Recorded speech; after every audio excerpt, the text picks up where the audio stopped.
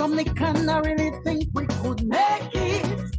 But as a people, we have to learn to commit. The journey ahead will never be smooth and sweet. But as an ambitious nation, we have to be upbeat. I know we have done it before, so we can do it again. All depend we endured, but pride we have to maintain in order to create a better world. Every living soul has to play their role. We have an opportunity to change things around, an opportunity to change things, an opportunity to make Dominica strong.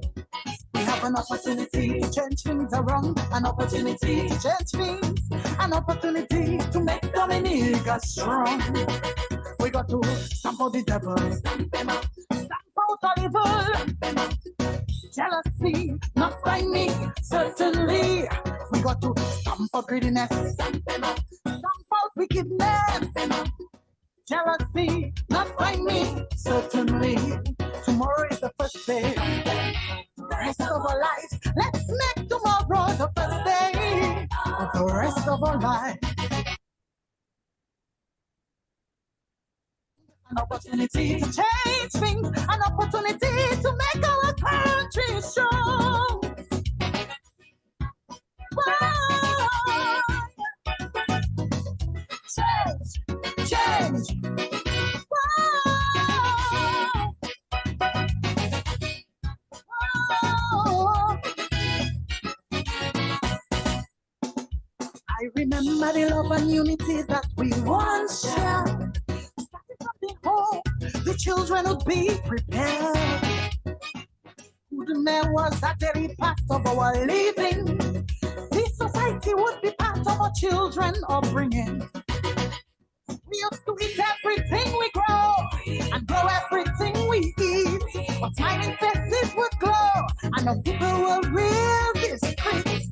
We need to go back to where we were. Otherwise we'll witness things we never seen before. We have an opportunity to change things around, an opportunity to change things, an opportunity to make Dominica strong. We have an opportunity to change things around, an opportunity to change things, an opportunity to make Dominica strong. We got to stamp out the ugly, stamp out cruelty, jealousy, not by we, certainly. We got to fight hypocrisy, all conspiracy, jealousy, not by we, certainly. Tomorrow is the first day, the rest of our lives. Let's make tomorrow the first day of the rest of our lives. We have an opportunity to change things around, an opportunity to change things, an opportunity to make our country strong. Oh, change.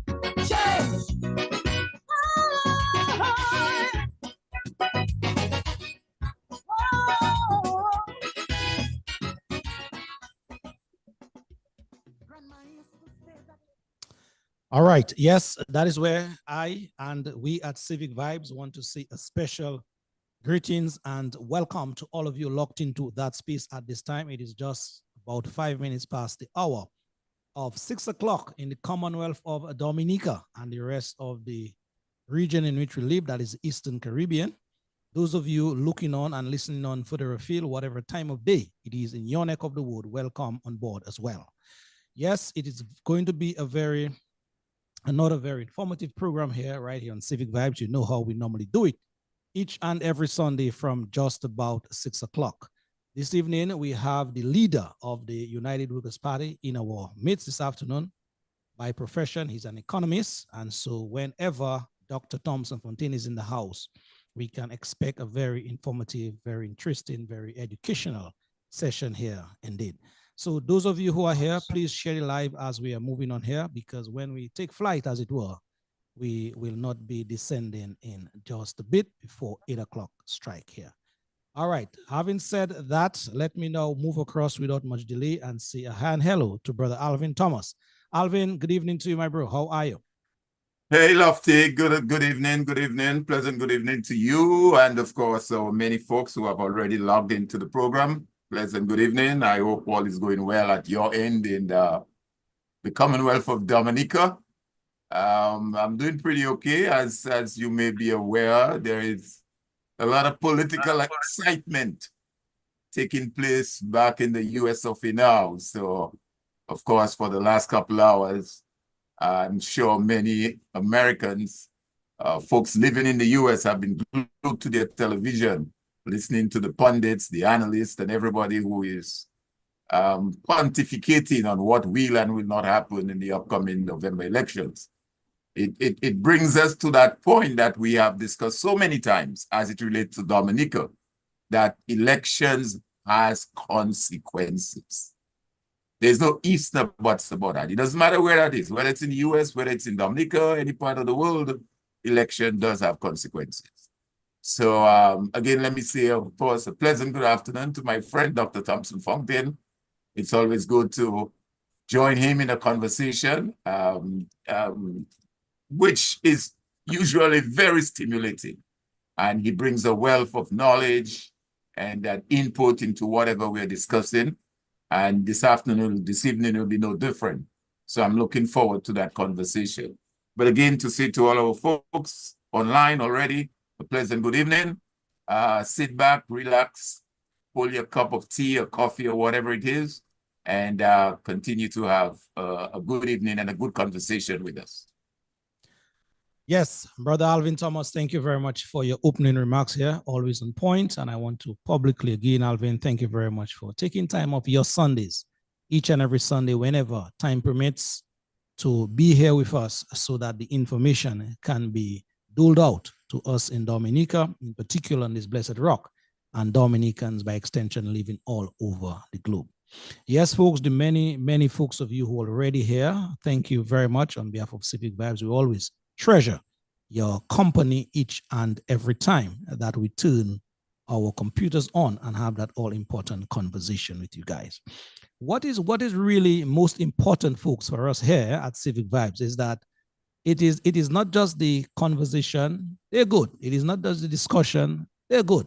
But it's the action that goes with the conversation / discussion. That is what really we would like to impress on you Dominicans and us Dominicans to be part of. It is the action part, so that much more benefits will be derived from these conversations. And so that is what I want to implore on all of you, whether you live in Dominica or overseas. Yes, be part of the action to help salvage what is left of Dominica in terms of bringing it back to proper governance, as it were. Yes. This evening, folks, we're going to have, two topics. Yes, two topics, basically. Dr. Thompson Fontaine, our guest here, he's going to talk about the whole independence aspect of Western Sahara for some time with us. So we're going to learn something about the whole independence aspect about Western Sahara. So please stay tuned for that conversation. We are well in tune and waiting with bated breath to hear just what Brother Fontaine has to deliver to us in that regard. Also, the much talked about topic on everyone's lips for some time now has been free, fair, and transparent general elections. As I said earlier, Dr. Fontaine is the leader, the political leader of the United Workers' Party, and so that organization do have a stake in the elections in Dominica. And so this evening, he's going to concentrate on the aspect of campaign finance reform, the monies, the big monies that normally is pumped into our elections. Dr. Fontaine is a financial guru, I call him, and who's better to sort of extrapolate, unpack, as it were, that topic, that aspect of the reform agenda for elections in Dominica, so that we could be made aware of what we need to do as a people to see those become a reality. Yes. And so these two topics will be for consideration this afternoon. And yes, we welcome your calls, your contributions, your comments on the live feed. And as always, we always say the type of conversation that we keep here at Civic Vibes, it's conversation that is worthwhile. It is wholesome conversations And so we always try our very best to keep those conversations to a certain standard. And we just implore on you guys now to, you know, keep it that way in terms of your comments. We can agree to disagree and move on, but there are certain things that will not be tolerated here in terms of the greedy, you know, calling people names. No, we will leave that for elsewhere, not on Civic Vibes, you know. So I just said I would lay down some ground rules, as it were, before we move forward here. All right. I don't want to say much more. Dr. Fontaine, good evening to you, my brother, and welcome to Civic Vibes. No stranger to Civic Vibes, but we always appreciate your company. Hi, Lofty. Good evening. And of course, Alvin, you know, when Alvin, you go way, way back, and it's always a pleasure. And to your many, many listeners, Lofty, that are locked in already, I just want to say a very special Sunday good evening to everyone, and just express my personal thanks and appreciation to you and to Alvin for having me on tonight to discuss some very critical issues around, you know, elections, around some conscious ideas as well around the Western Saharan issue. And, you know, right at a point where we are seeing cosmic changes in the United States and the real possibility that there will be a female Black American president. So it's very interesting, very interesting. I'm very happy to be with you, no doubt, tonight. Indeed. Alvin, I can see you itching to say something. You heard about America. You heard about America. You heard about possible Black woman president. Well, go ahead. Well, it looked like Lofty. I for the next couple of months, I'm going to be engaged on both sides of the globe, because obviously, being a resident in the U.S. where I vote, I have a right to vote. I'm going to be involved in what's taking place here. There's no doubt that, you know, I'm a Democrat. I support the Democratic Party, and that's where I'm going to vote, and my family. So as Dr. Thompson said, it's going to be historical that a Black female, not just female, but Black and female is likely, let's use that word very cautiously, maybe the next president of the United States. And of course, on the other side of the globe, I'm just as concerned with what's happening in Dominica. So electoral reform is a big deal for me, as you know. I have said repeatedly on that program, anything else we do, and I'm sure Dr. Fontaine will agree with me, anything else we do takes second place to electoral reform. Everything is hinged on electoral reform. Because if we do not have a system in place, Lofty, that ensures a fair, free, and transparent elections, then we're in trouble. It means we get the wrong people on the bus driving us, we got the wrong people directing the country, and we end up in a lot of difficulties. So the question of campaign finance is extremely important. As they say, who pays the piper calls the tune. And if we don't know who is paying and what is being paid, then that compounds the problem. So I'll be happy to hear Dr. Thompson's Fontaine's view on that, and to engage the conversation and to hear what the rest of our folks on the line think about the issue, which is extremely important. So yes, it's going to be interesting. Very, very interesting. Yes, indeed. I know it is going to be interesting indeed. Dr. Fontaine, we know you are a sports enthusiast. We just had the conclusion. 4 days in total, supposed to be 5, but, you know, West Indies basically capitulated on the pressure. The second test held at Trent Bridge, where West Indies and England went head to head up till yesterday. Our homeboys, they were performing quite well. Your thoughts, Thompson, as it pertains to what you witnessed, the performance of West Indies versus England, the second test? Well, you know, Lofty, I'm a huge Windies fan. I have described myself as sometimes the last Windies fan standing. I've never wavered in my support for the West Indies. I have gone through many, many years of agony and pain with the West Indies team. And what happened today was really unfortunate, I thought. And you know, but I tried to be you know, philosophical about this and about the loss. And I try to pick out the positives from this. I mean, for example, And people seem to forget that. This is the first time the West Indies, since 1990, had two consecutive scores above 50 for the openers. Right? So 2023 years, we've not had that happen where we had our opening batsmen score 50 runs in both innings without a wicket falling.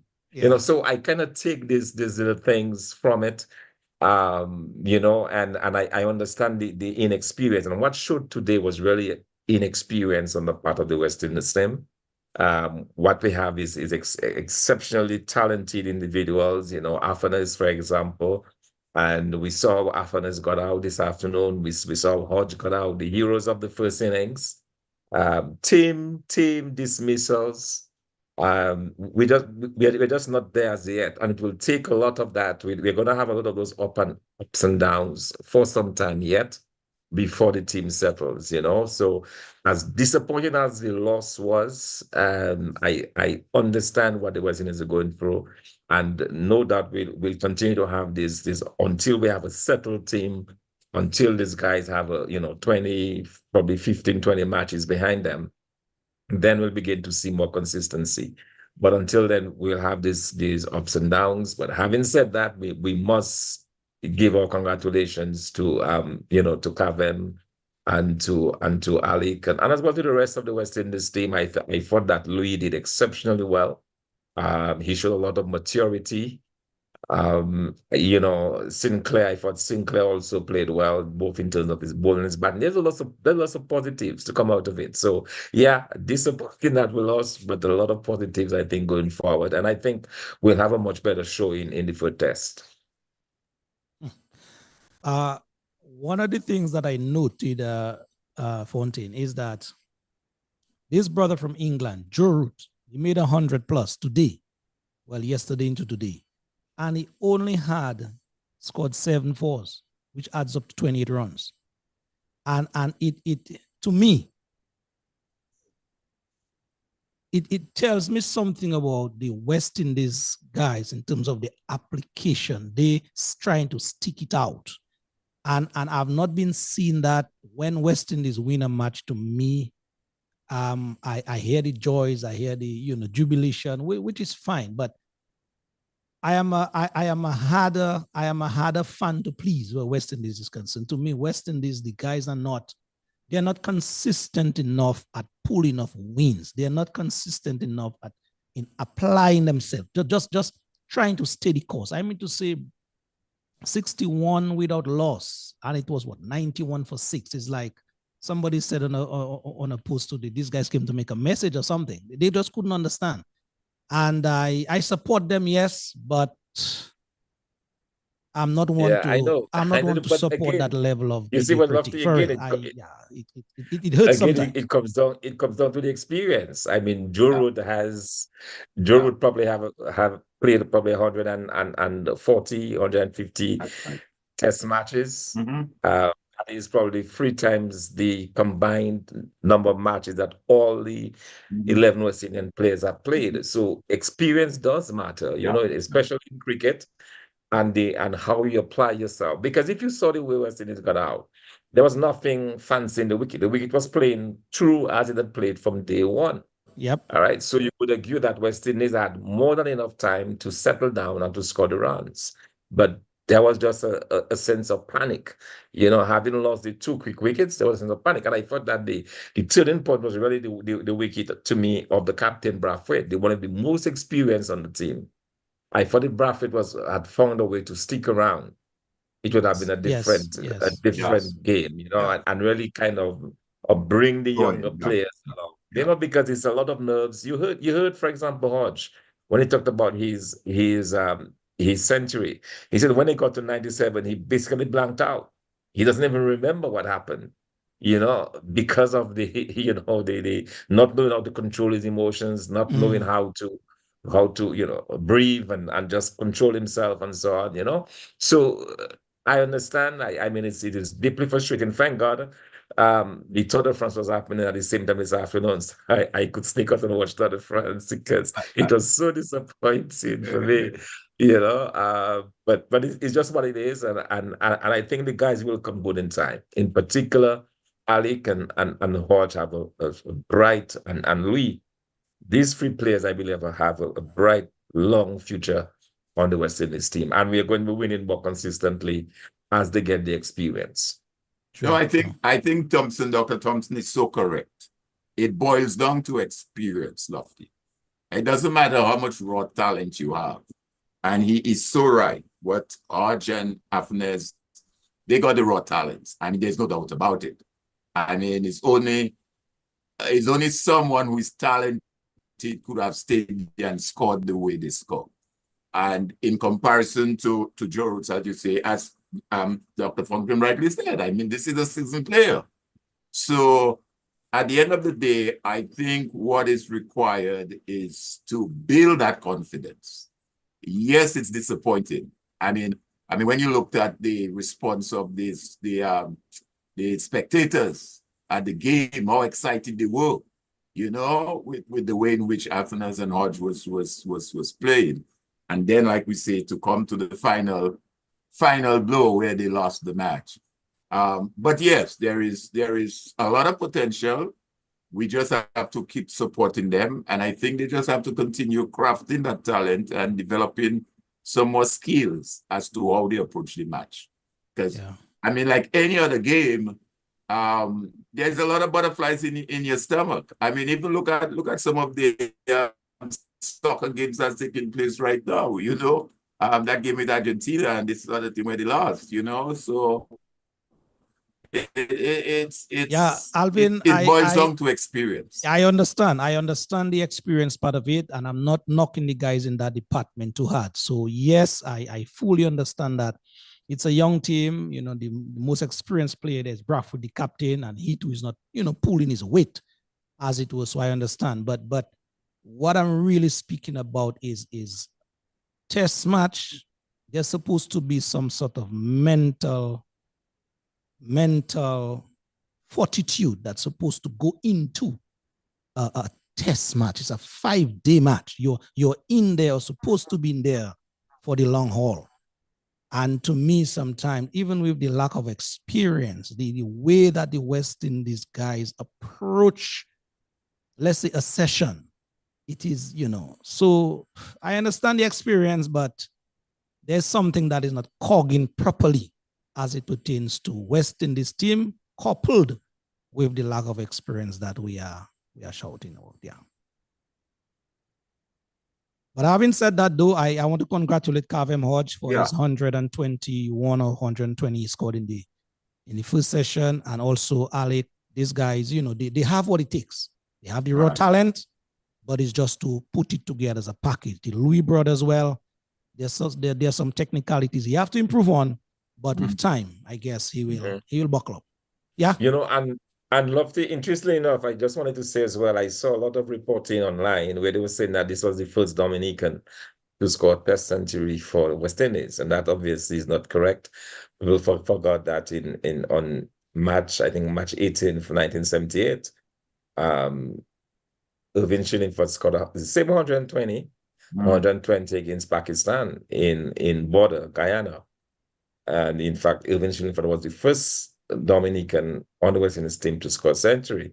And as a reward for him scoring a century, he was dropped for other players, you know. So so we've been there before, and I think some news outlets have since corrected it, but others are still pushing it. And it's just something, even I was even surprised at the number of Dominicans who were unaware that Irvin Shillingford had in fact scored a century in Test cricket for the West Indies.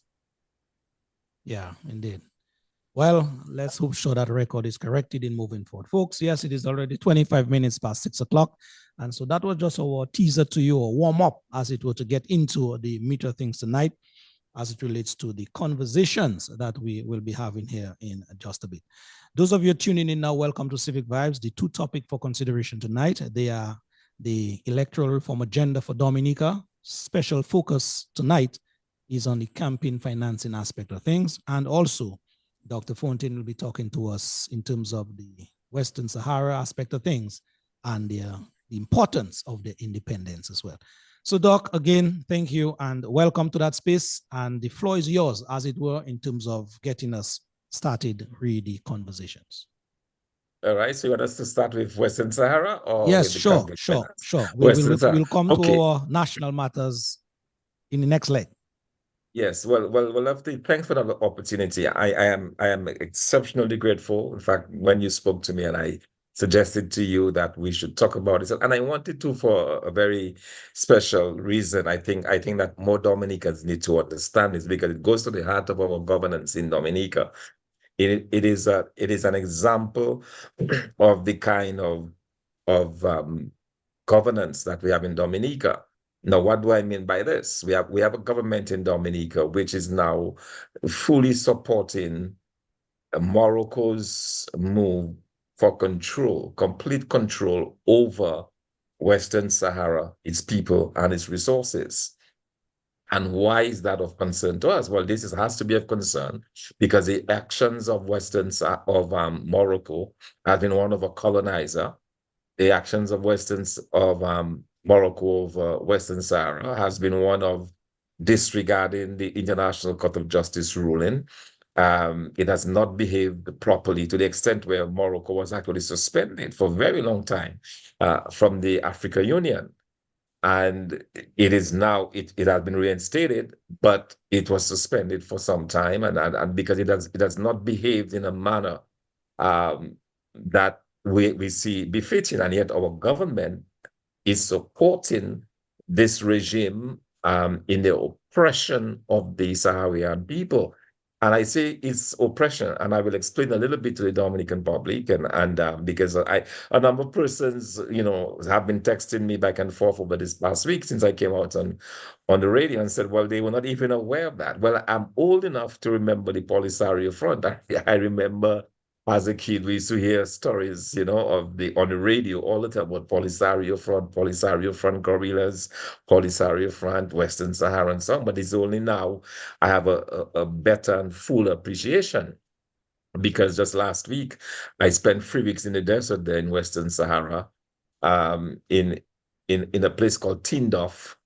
It's actually the south western part of Algeria, which is bordering with Western Sahara. That is the place where about 175,000 Western Saharian people have taken refuge. They're basically refugees there, including the office of the president and the different government ministries.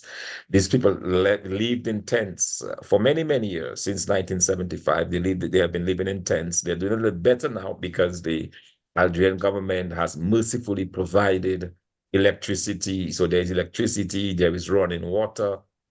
Under this desert has a lot of water. They've been able to extract water. I went to a fish farm, right in the middle of the desert. They're growing fish, and so on. And because they have certain areas have a lot of water under the sand, they've been able to tap into. They have electricity and so on. But when they first came in 1975, they were living in tents in the middle of the desert. And you're talking about temperatures in the summer that goes up to 130, 140 degrees. When we were there, myself and former Ambassador Crispin Gregoire, it was 125, 130 degrees. And I tell you, you step outside in that and your skin is on fire. It literally burns. It's a kind of heat you just can't even imagine that people can even survive in. You have difficulty breathing. It saps your strength. You get dehydrated very, very quickly. And these people have been living in those conditions for many, many, many years. Children have been born there in that part of the world and they've never been to their country. So what is happening? And I'll just give a brief background of the history before we go into the discussion, but I think that's very important. Understanding the background of the conflict and coming to where we are today. And I can do that, I think, just in a couple of minutes. In Western Sahara it was actually called Spanish Sahara. It was one of the two Spanish colonies. Spain was only able to get from the 53 countries in Africa. Spain got about two of those countries, Burkina and Western Sahara. In 1975, Spain suddenly left Western Sahara And when they left a kind of a vacuum, because what was happening then, in the late 60s, early 70s, a number of African former colonies, either French or British colonies, they were getting their independence from their colonizers, from France or from Britain. But Spain did not grant independence to Western Sahara. So when they left as a colonizer, then Morocco and Mauritania, which is another country to the east of Western Sahara, they saw the opportunity and they sent in their troops to occupy different parts of the country, claiming that they had a right to that portion of Africa. Then there was an action that was triggered in the International Court of Justice through the United Nations to have a ruling as to whether or not Morocco and Mauritania had a claim on Western Sahara. The International Court of Justice ruled that neither of those countries had any historical claim. They've never had, and they should not be in Western Sahara. Mauritania accepted. Mauritania promptly withdrew out of Western Sahara. But instead of withdrawing, Morocco marched over 350,000 people and 25,000 troops into Western Sahara, claiming that they were not going to leave. And the United Nations, as part of that agreement, that the countries Morocco and Mauritania had no right in Western Sahara, they were supposed to conduct a referendum. And the United Nations sent in a special peacekeeping mission that is still there in Western Sahara in 1975, one of the earliest missions by the United Nations to actually organize a referendum so that the people could decide whether they wanted to stay with Morocco or whether they wanted their independence. So that was in 1975. Western Sahara declared its independence. And then therein started a movement that was a student movement initially, because the Polisario organization was started by a student leader. And they began that campaign against Morocco. Now, bear in mind, Western Sahara, population of about 300,000 people, extremely small in comparison with Morocco. But Morocco, of course, being the superior power, had a lot more ammunition and so on. They were also supported by, at the time, Henry Kissinger supported Morocco, because Morocco, that was in the middle of the Cold War, and Morocco was one of the few countries in that part of Africa that was sympathetic to the United States and in the fight against communism. So the United States, in rewarding Morocco, they basically provided support for Morocco and Morocco's claim over Western Sahara. But the Western Saharans, they fought a war against the government of Morocco. And we saw, whilst we were there, we saw in their war museum, we saw, a number of tanks and heavy munitions that they captured, as well as a number of armored carriers and different the planes that they shot down and so on of Morocco. So they actually fought Morocco to a stalemate. And in 1991, there was a peace agreement that was signed. And again, the idea of a referendum came up, but that did not happen. So the current situation is that Morocco has what they call the occupied territories, which is about 2/3 of the Western Sahara is now occupied by Morocco. 1/3 is called the liberated territories, but very few Western Saharis live there. The majority of them have moved over to Tindouf, which is the area of Algeria. But Morocco now, to maintain its hegemony, to maintain its control of Western Sahara, Morocco built a 2,340 long, what they call a burn. They're using the sands of the Sahara. They build like a kind of a mountain or a hill, so that, in the middle, that divides the country into two. And that entire area, they lay down mines, land mines, over 7 million land mines in that 2,000 kilometer stretch. of territory, so that the Sahrawis were very competent at launching attacks against Morocco. It became more difficult for them. And as a result, we met a number of victims who have been maimed by the mines. We met a number of victim families who have been killed as a result of those mines. We saw footage of persons that have been killed, that have been arrested, that have been jailed by the Moroccan government. So all of those atrocities are going on now in Western Sahara by the Moroccans. And you ask the question, why? Well, Western Sahara has a very important resource. That's the phosphorus. Phosphorus is where they get the fertilizers from. And these are the fertilizers that we now see appearing in Dominica, which, by the way, the Western Sahara sold us, but that is their fertilizer. But for it to really be useful, something has to be added to it, so that it would be useful for countries like ours. But it is just exported wholesale, and that's the reason why a number of persons in Dominica have been complaining about the fertilizer, not understanding that what they really have is stuff coming up directly from the desert, the Western Sahara Desert, that goes into that fertilizer. So Morocco has that claim, and what they have been doing is that they have been pushing countries to actually support them. They have been pushing countries to support them, and they have made a determined attack. I say an attack because that's what it is, because countries like Dominica, St. Lucia, in fact, all the OECS countries, all the Caribbean countries in the past had expressed support for the independence of Western Sahara, including Dominica.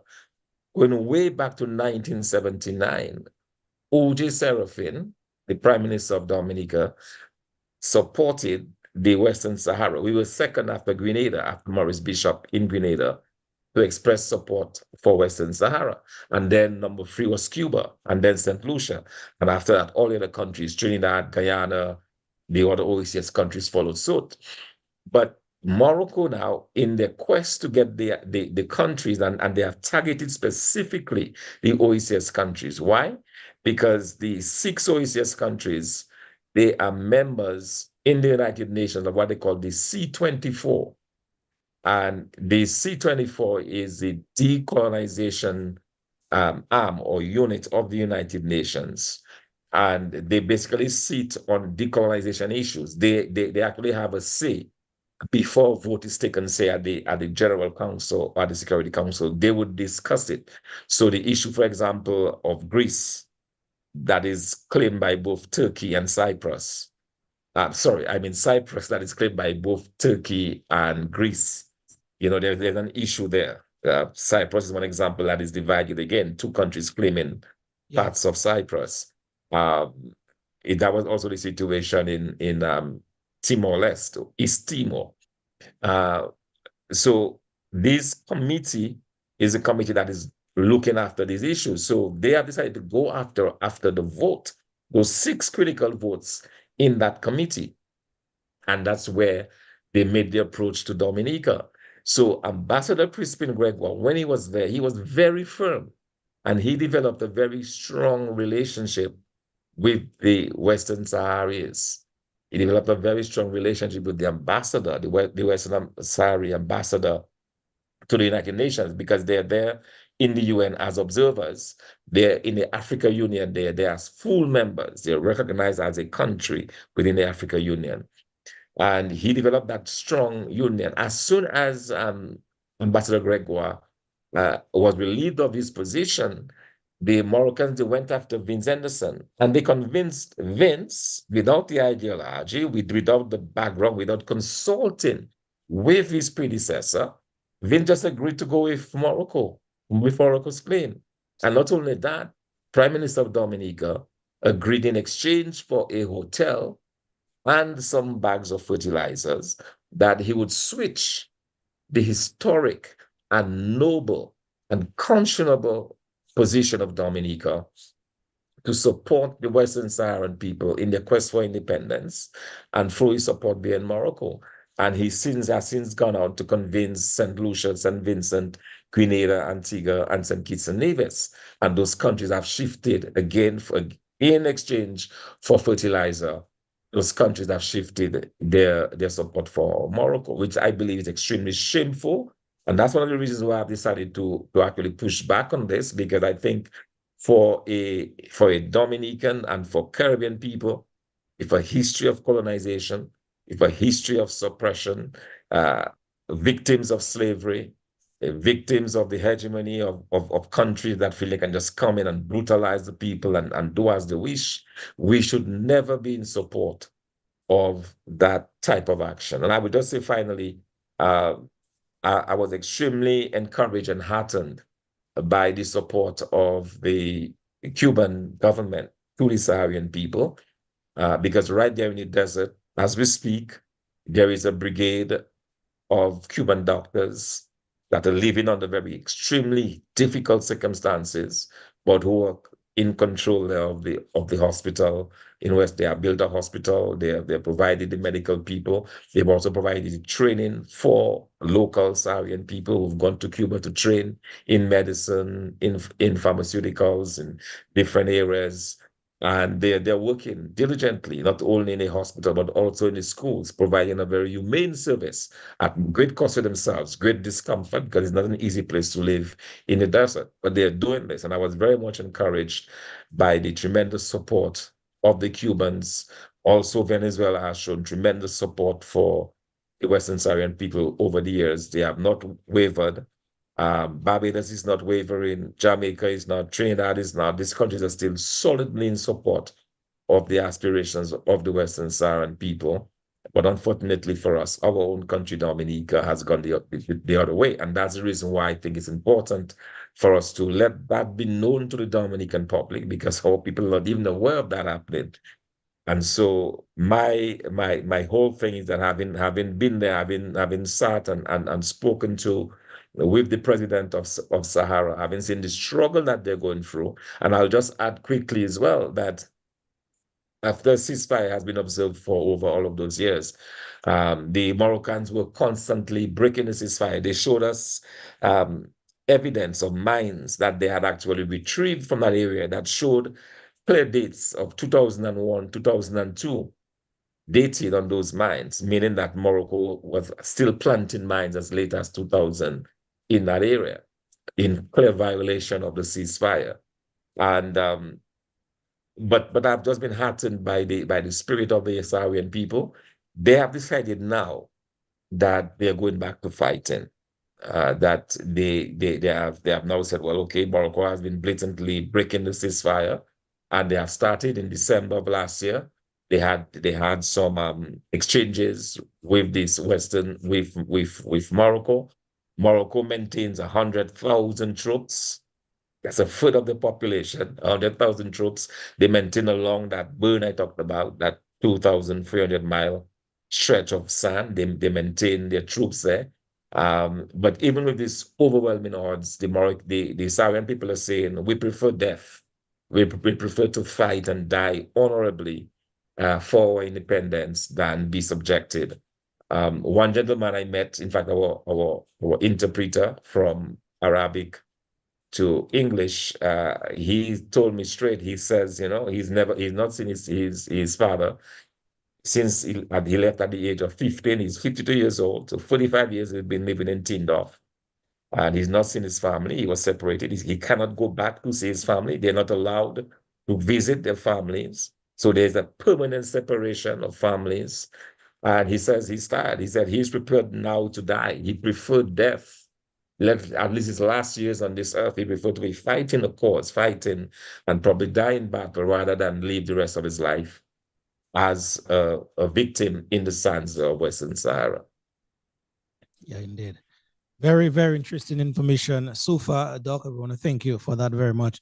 We will have you tie in the point where Dominica is concerned and where our, interests should be as it relates to our country is in support as we speak of Morocco, really situation that you're explaining. But you mentioned the Polisario front. Can you just give us a little more detailed information as to the importance of that front to the Sahrawian people as to their defense against what Morocco is, putting them through over the years? Right. So the Polisario front, they were actually formed, as I said, it was a student movement that then became a guerrilla movement because you would appreciate that the Western Saharans, because of their numbers and because of the fact that Morocco has over 30 million people, a standing army of several hundred thousands, that they could not face them off army against army. It was more like a guerrilla movement. So the Polisario Front was organized more like a guerrilla movement that organized hit and run attacks against Morocco. It was a student-led movement, but later on, different individuals wanting to fight for their independence joined that movement. And they had a very successful campaign. We met several of the veterans of that conflict, men who had fought in the sands of the Western Sahara against Morocco. Some of them who had lost friends, obviously, because they lost a number of souls, they lost a number of men. But at the time, it was considered a guerrilla outfit. It was hit and run tactics, and a lot of what they used were the weapons that they captured from Morocco. So they would capture their tanks and then use those tanks against them. They obviously got some support from Cuba and other friendly governments and so on that they were able to fight back. But for the most part, the Polisario Front, the current president whom we met, is obviously the one who leads that effort now. He's the leader of the Polisario Front. So they are very much still the government. They've formed the government, moving from a guerrilla force into government, and they've been able to organize themselves. We met different ministers. We met the Minister of Education, who is a woman, the Minister of Foreign Affairs. We met different, so they have organized themselves now into a party that governs the country out of that area of Tindouf. But so that's basically what it is. It is a guerrilla force that has converted itself into a government, basically, that is now running the affairs of Western Sahara, or this is what is left of Western Sahara. Yeah, thank you, Doc. Alvin, any thoughts from you, sir, based on what you are hearing? I think it's a quite interesting and in-depth analysis that Dr. Fontaine has given us and our listeners this afternoon. That in itself just shows you the depth of the individual that is Dr. Fontaine, who understands not just the local or regional, but international politics. And that's what you want to see out of a leader. Somebody who understands how the world politics operate. So I think he has done a wonderful analysis of that. I want to thank him for that. They call that the geopolitical affairs. Yeah, absolutely. And you can operate as a leader in Dominica and be so narrow in your thinking as to only what obtains in Dominica. You have to have a global view of politics, regional and global. And I think Dr. Fontaine has eloquently demonstrated that this afternoon. But let me ask you, Dr. Fontaine, two very quick questions on that. In terms of the UN, and you mentioned the I think you said it was 75. Yeah. Since then, what has the UN done about it? And that is where the problem also lies, where people always say these organizations are just a waste of time. They are tigers that don't have teeth, they can't bite.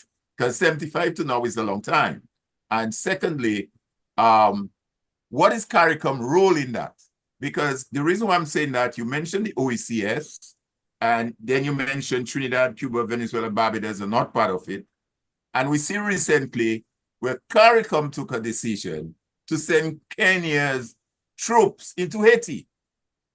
So here they are taking Africans out of Kenya to send into Haiti and put peace, create peace. Did they ever have a role in this matter? And what's your take on that, if you may? Okay, it's an excellent question. I want to start, before I talk about the UN role, let me talk about the CARICOM role, because it's very important for us to understand that. The Moroccans have been very strategic in that sense. The countries that are on the decolonization committee within the entire Caribbean region are those 6 Caribbean countries. So there is a group of 24, but 6 of them from the Caribbean region. And those 6 countries happen to be the countries of the OECS. Okay, so none of the bigger countries are on this decolonization committee. And that's the reason why Morocco put their embassy in St. Lucia. They opened the embassy in St. Lucia. And that's the reason why the very first day that Vince took over as Dominica's ambassador to the United Nations, the first person he saw was the Moroccan ambassador, the first person that Vince met, on assuming the ambassadorship in the United Nations was the So Moroccan ambassador. let me just ask you very quickly: is that designed like that? Well, yes, they're extremely strategic. They realize that I mean, the they sixth needed the design. support, right? They need the support of those six because these are the countries that will be voting on any issue relating to Western Sahara. So, if, for example, there is a vote tomorrow that the United Nations have to take as to whether or not Morocco should have autonomy over Western Sahara, that is the committee that will be making the recommendation to the General Council of the United Nations or to the Security Council. That is called a decolonization committee. So the OECS countries are members of that committee. And that's the reason why they went strategically after the OECS countries. And that is where Moroccan fertilizers got to Dominica. All right. So that is it. The other countries, as far as we know, there is steadfast support of the Western Saharis of their cause for independence from the other CARICOM countries. Guyana, Trinidad, Jamaica, and so on. They're all fully in support of the independence of Western Sahara. So there's only our 6 countries that have changed because they have effectively been bribed by the Moroccans in a very strategic move to gain their support. They've gone out, and the way they've bribed them is to actually give them all of this. Now, it is very important to note, I found out whilst we were there that Algeria had offered Dominica a cooperation agreement worth $50 million. And that agreement was never signed. That was $50 million in the first instance. So Dominica turned down a $50 million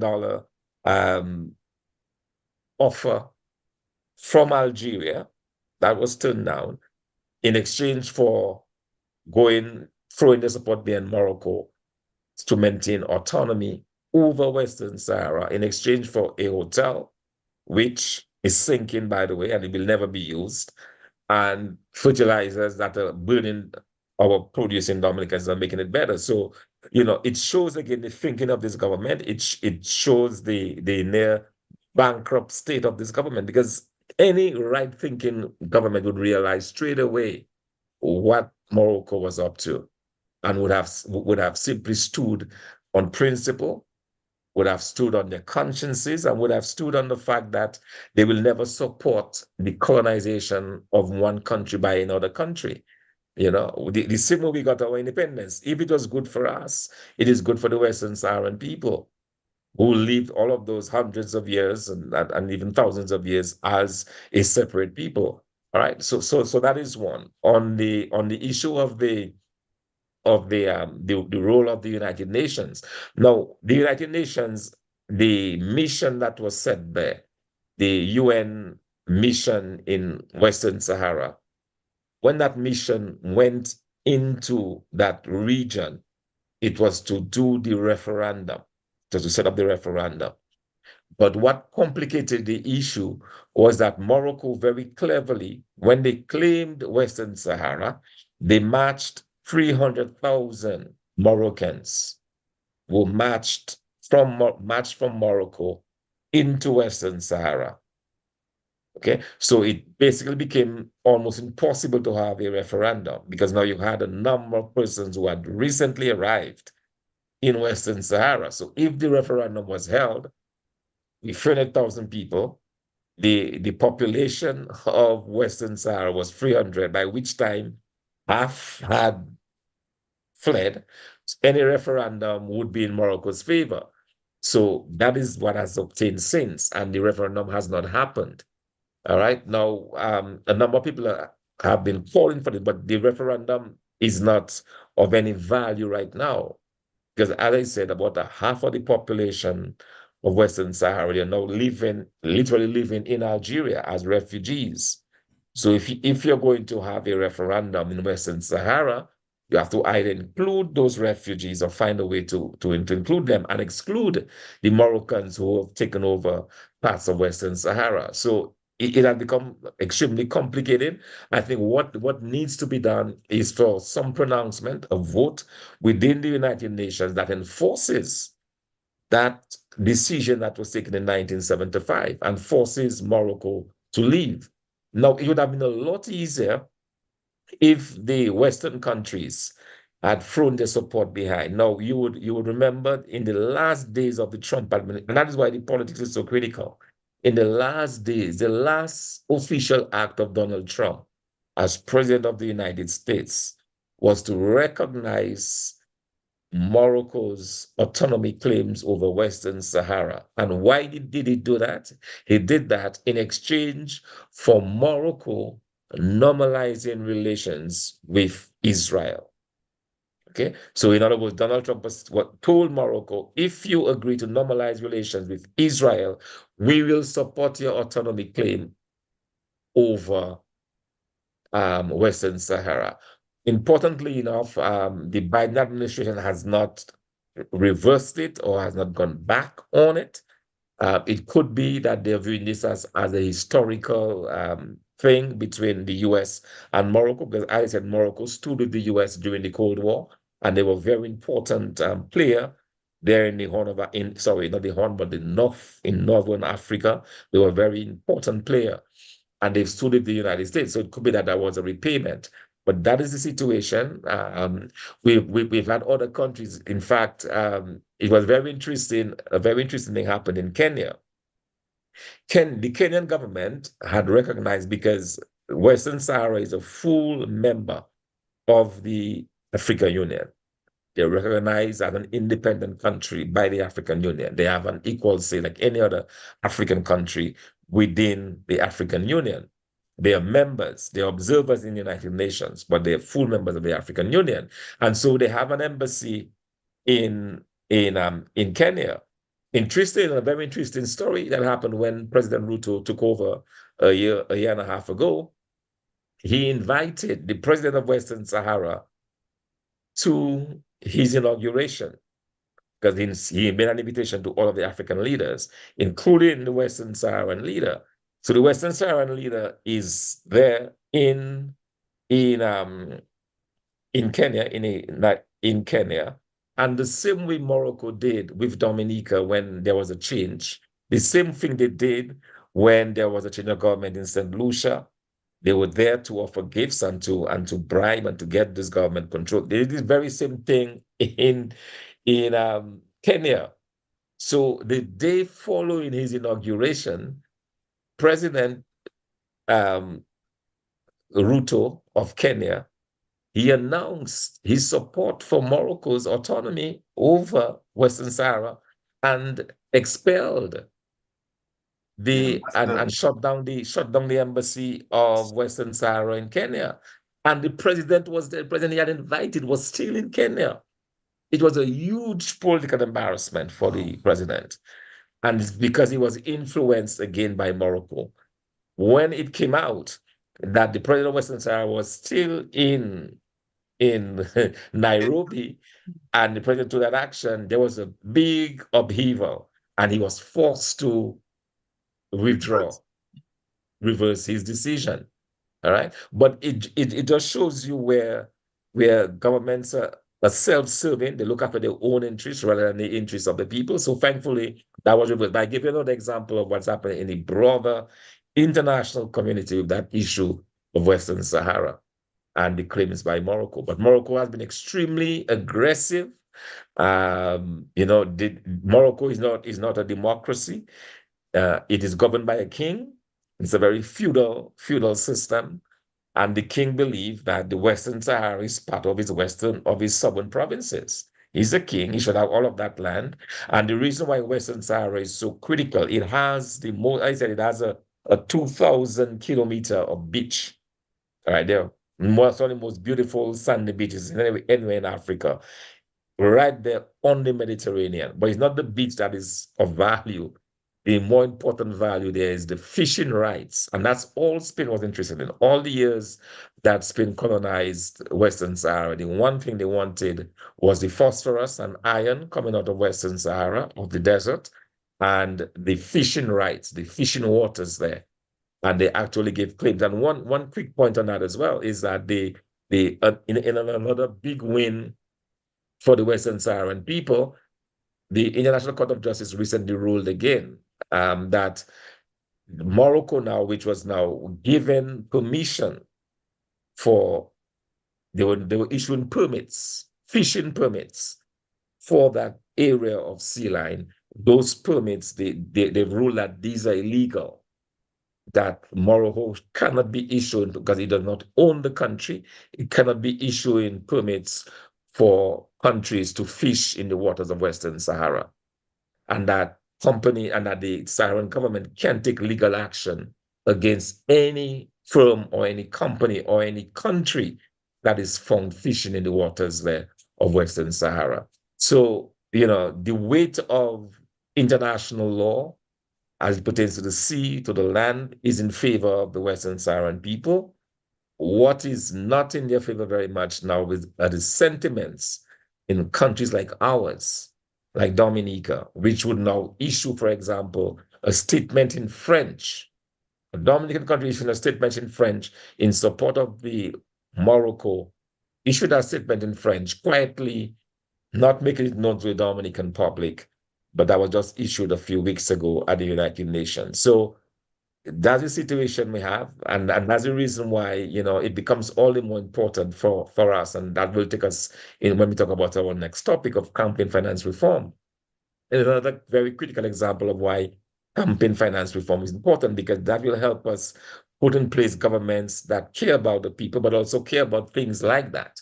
That those issues matter, issues of conscience, issues of human rights, because that's what the Western Saharan issue is. You have a government, Morocco, that is oppressing another people, that is there nakedly taking out the people's resources as their own, handing out fishing rights that they don't have rights to, behaving in that manner that is completely contrary to international law. And our government is going merrily along with it, basically helping them, giving them comfort.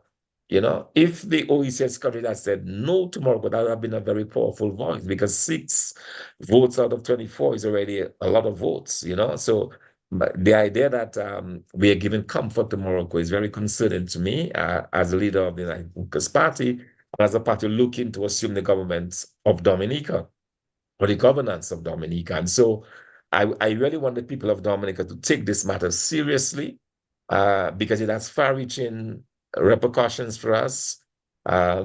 It has also damaged our relationship with the Cuban, because they cannot understand a country like Dominica would support such a move against the people of Western Sahara. So I think it's something that we have to look at very, very, very closely, and we have to raise our voices against. And the people of Dominica need to, and I'm even wondering, Alvin and whilst I'm doing all of this, I'm wondering if Vince and the Prime Minister even understood all of those issues, with regards to the suffering of the Western Saharan people, if they even knew that there was a war that took place, over the issue of Western Sahara independence, and how much they actually knew before they took that decision. Because I cannot believe that in good conscience, a country knowing the history of this conflict, knowing the ruling that was made by the International Court of Justice concerning the rights of Morocco over Western Sahara, that they wouldn't take that decision to support the colonization of Morocco of Western Sahara. I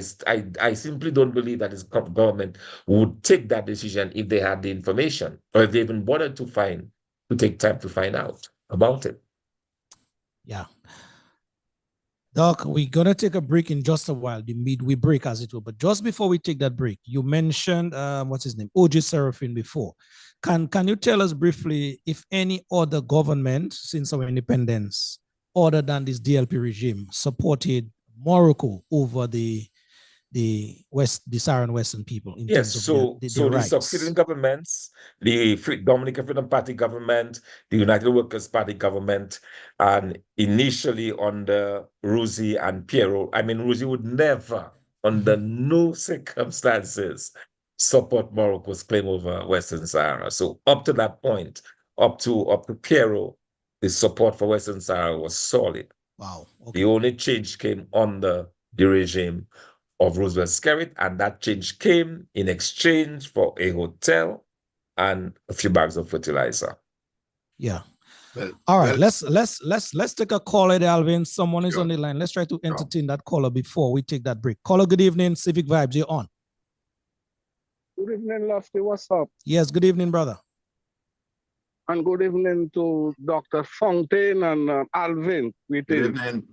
Yes, Lofty, good I have a evening. question and a little comment. First, I'll make the comment in that Dr. Thompson said Morocco, the US is sympathetic to Morocco, and maybe that's why they support Morocco. But it goes deeper than that, Thompson, because Morocco was one of the first Muslim country in Africa to recognize the US when they got the independence from Britain.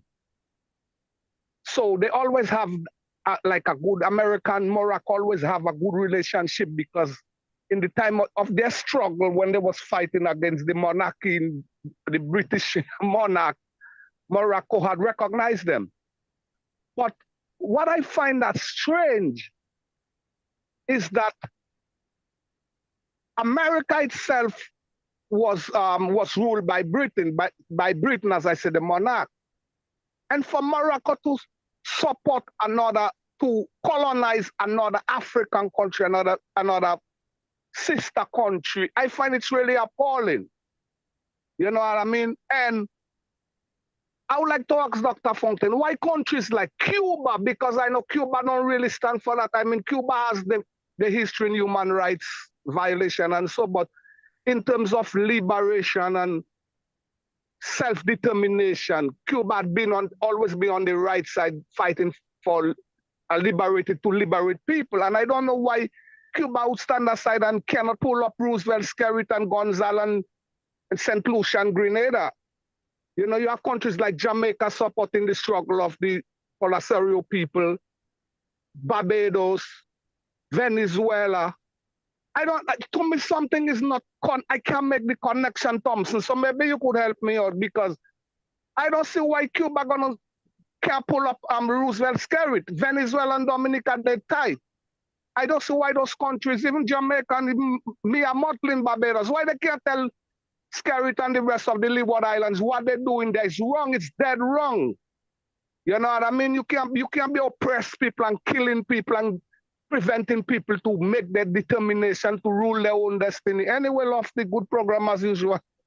I listen when I get that chance, man. It'll be hard sometimes to catch your show, but good program. All right, Thank brother. you. Thank you very much for your comments. Succinct enough. Yes, doctor, you want to respond before we take that break? Absolutely. And let Yes. me find the caller for this in two very important points he made concerning the historic support of the United States and Morocco, the historic, and I also talked about the close ties during the Cold War. It is true that and it's a kind of quid pro quo, and this last ditch attempt by Donald Trump to solidify that support. Yeah, so that has been historical, but it's at the expense of the Saharan people. And that to me is the major concern. Now, with regards to the approach of Cuba, I honestly don't know what is happening behind the scenes. That is a conversation I would really love to have with the Cuban government in terms of what pressure, what they're telling our government. We don't know. They will never tell us, because this government has been doing things in secret without informing the Dominican public, as they have done. The Dominican government never came to the Dominican public and say, that is our position on Morocco. They never, on Western Sahara. They never told. They only said, come for your fertilizer and look at the hotel that we're building. That's all they've done, you know. So in a way, it's very difficult to know what the other countries are telling Dominica But I suspect, knowing the Cubans, I don't think that they would be quiet because, as I said, they invested in this country.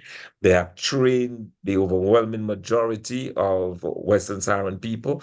Particularly, every person that we met in Western Sahara had been to Cuba for training. All right, the teachers, the doctors, the technicians, the public servants, they had all gone to university in Cuba. So Cuba has played a tremendous role. They've given tremendous support over all those years. And I would suspect that they would be talking behind the scenes to the Dominica government, but they're clearly not listening. And my other big surprise was also Gonzalez.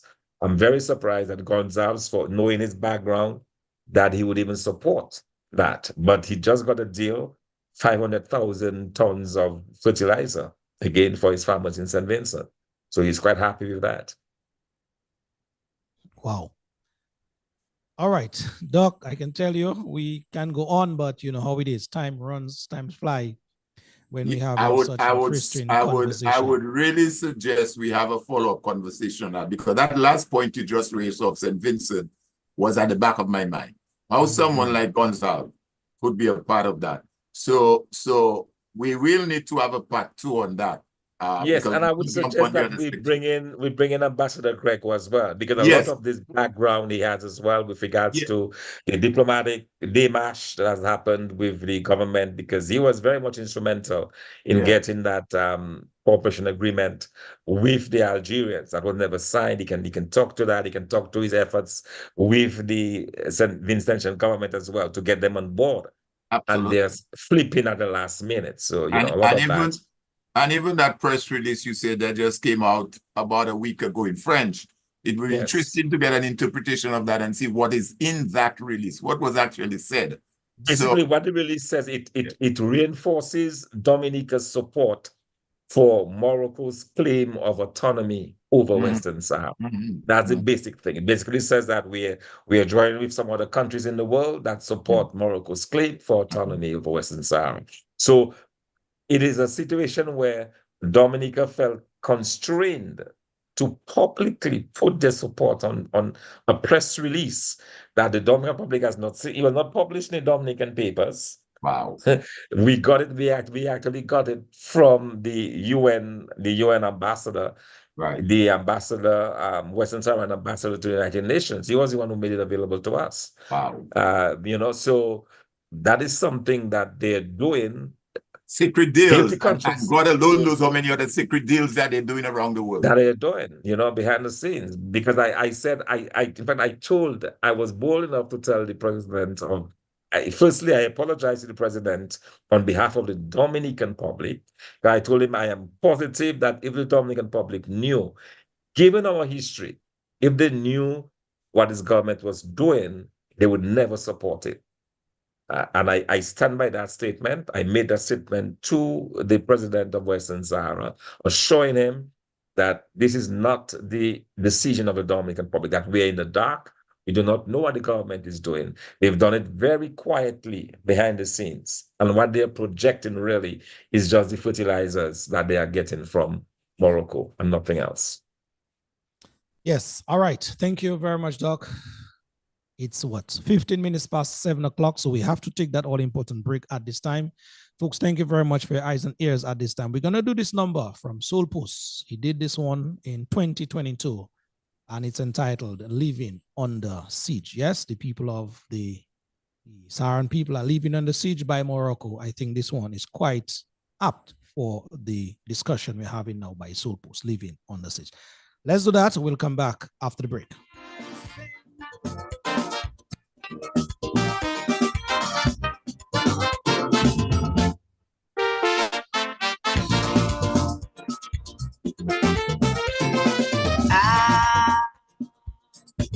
Me, that old champion farmer,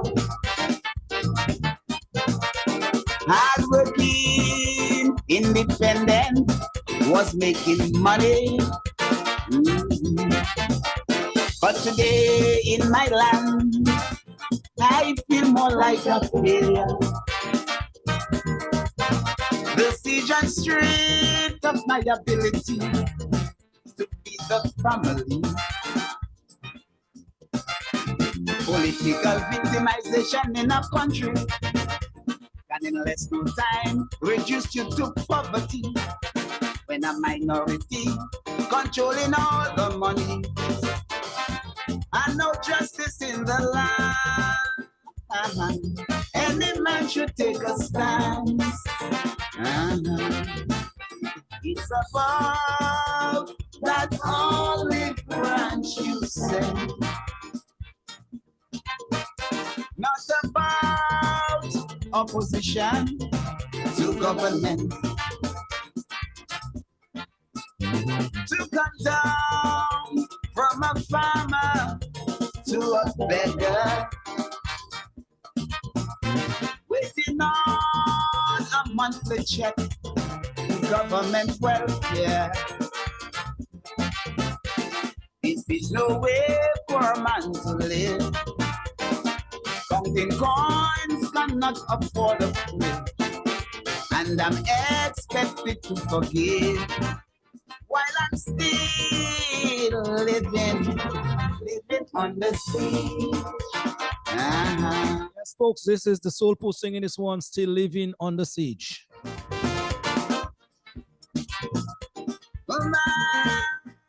Those of you tuned into Civic Vibes at this time, thank you very much indeed. The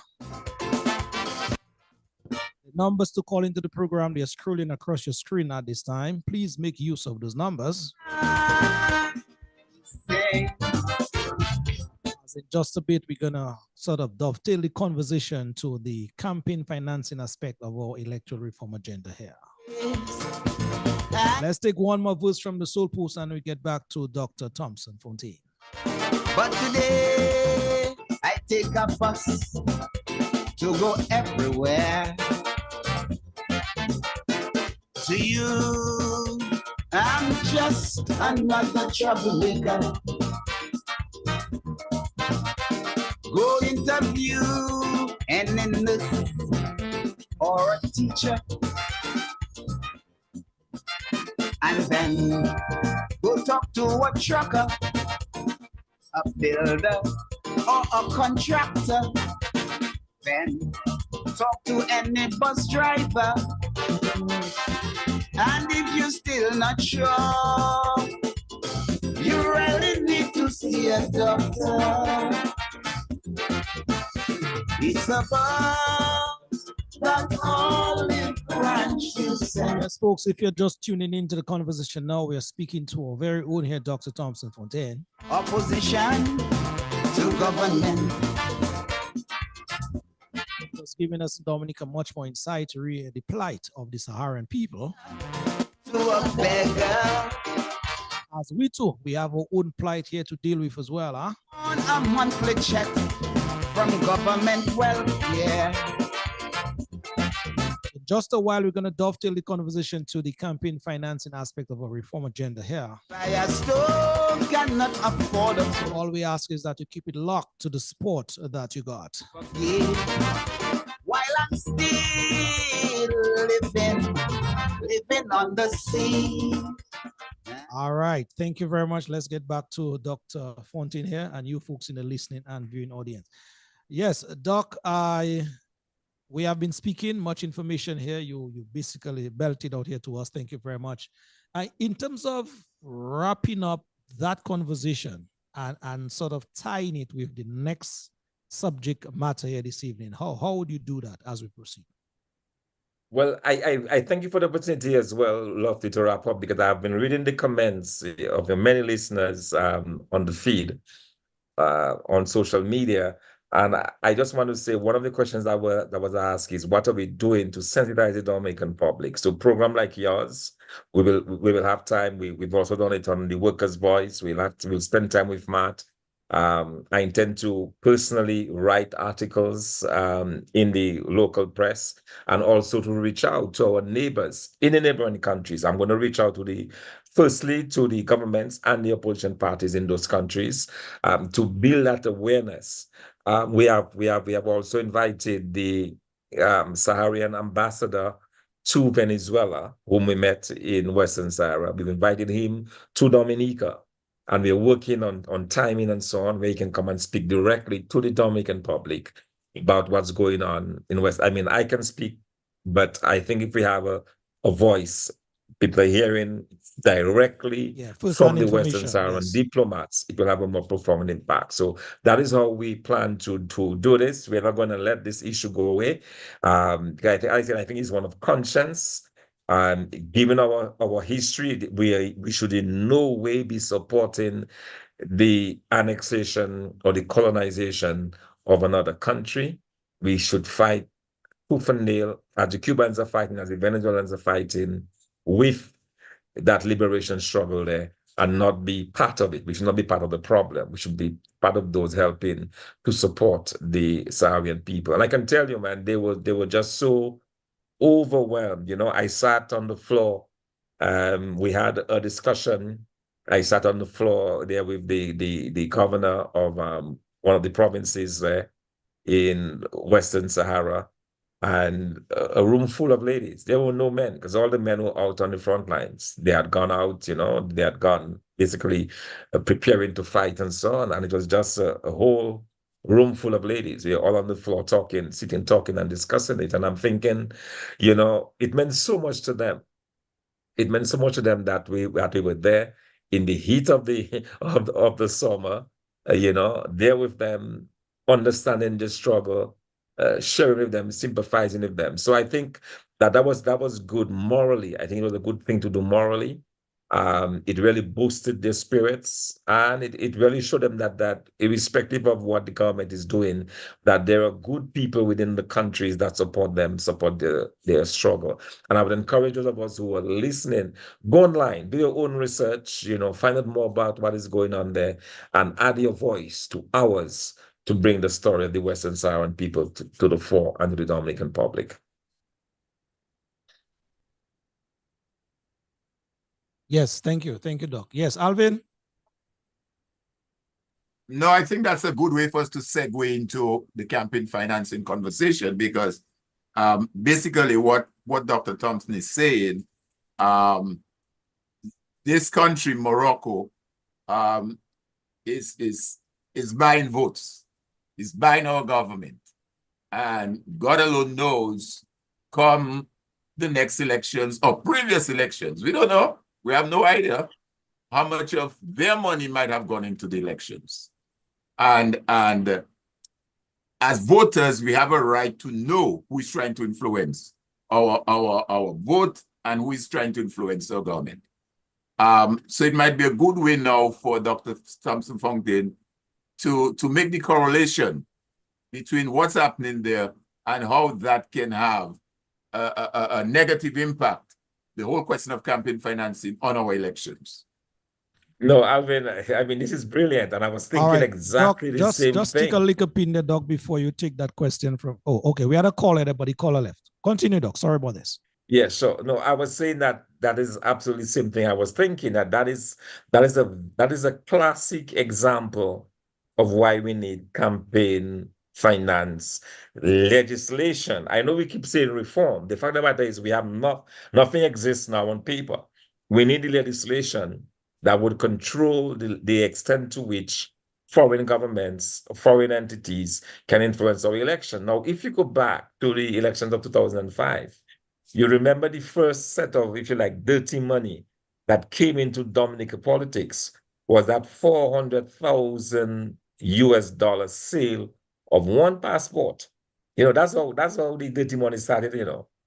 2005 election, Susan Oldie, the Labour Party government, sells one diplomatic passport for $400,000 and uses that $400,000 under a fake NGO to influence and to begin the vote buying. And from that time, it just escalated to millions of dollars now to bring people whole scale into 2009, 2014, 2019, and so on, to bring people into vote. So we've seen the disparaging and the very, frankly, the very obnoxious and really terrible impact of not having campaign finance laws in place. which would put a control on it. And what we're really asking for is to have any legislation limits on the extent to which governments or political parties can access foreign monies or use foreign donations to influence the outcome of political campaigns. Because in the absence of finance campaign legislation, government has shown us that they have not been afraid to use millions and millions of dollars to bring in foreign artists, to bring in the bribes, to buy the charter the airlines to come in. All of those has been as a result of the absence of campaign finance. And that's why we are saying that electoral reform is not complete without the aspect of campaign finance, because campaign finance is what is going to bring some kind of sanity to the whole process. Campaign finance is what's going to allow the people now to really have the say. Because if one party within the election process has this level of resources that can never be within reach of the opposition or the other parties, it means that this party can effectively dictate the outcome of the elections. And that's exactly what we're saying.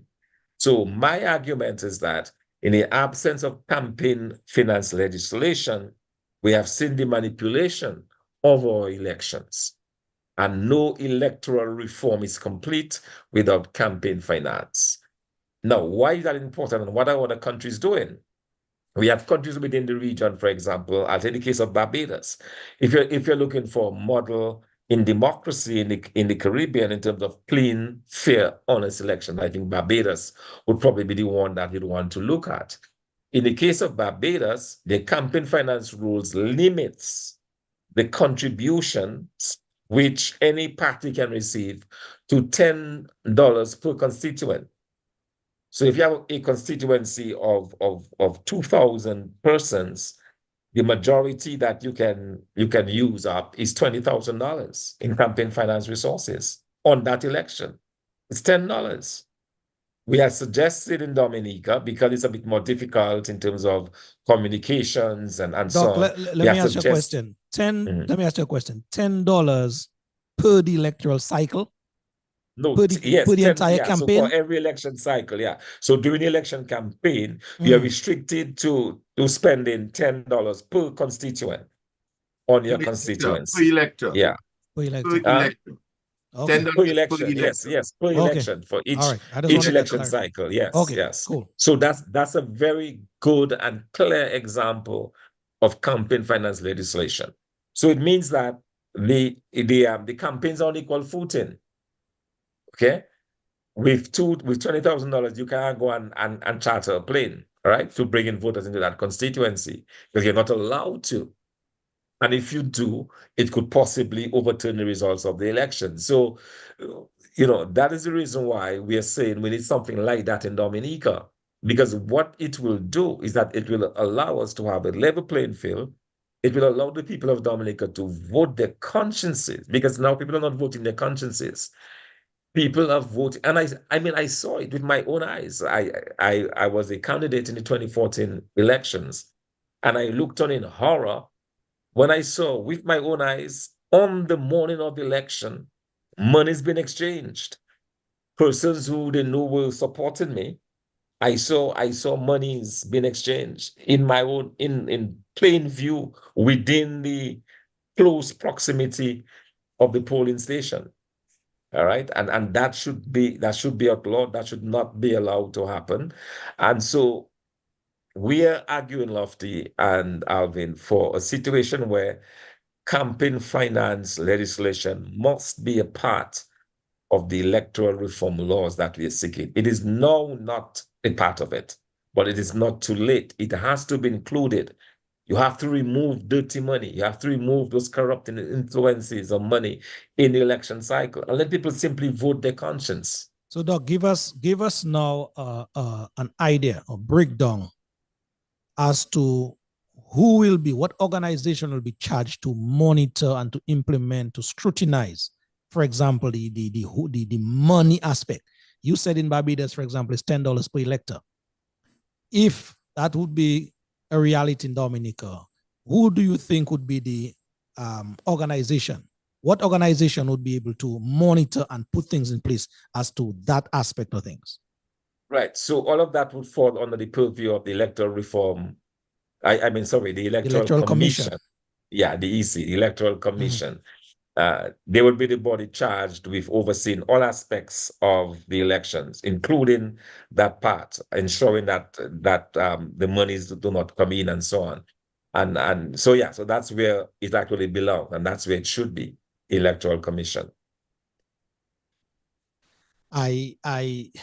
Doc, knowing Dominica, how Dominica is so wired in terms of doing things, I know it's the commission, but I just ask you for reinforcement.